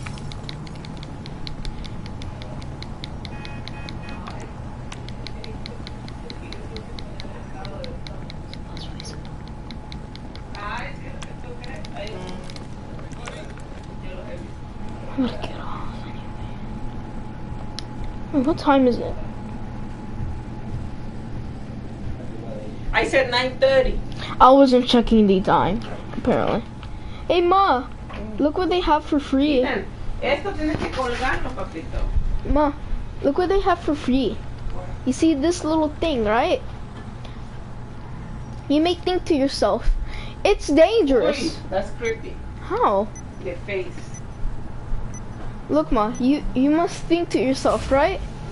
Hold on, let me take off the mask so you don't get too scared. Te mandé a pedir más aceite porque... Okay, what about now? Is that better? No. Good night, Dad. No. Dad, look what they gave me for free. Which one are you playing? GTA. The same one? Yeah. Let me see. Look, they have this for free and look what it does. Hey, what are you throwing? Because I'm gonna show you. It's just that. They don't do nothing. Oh, You can... police is go.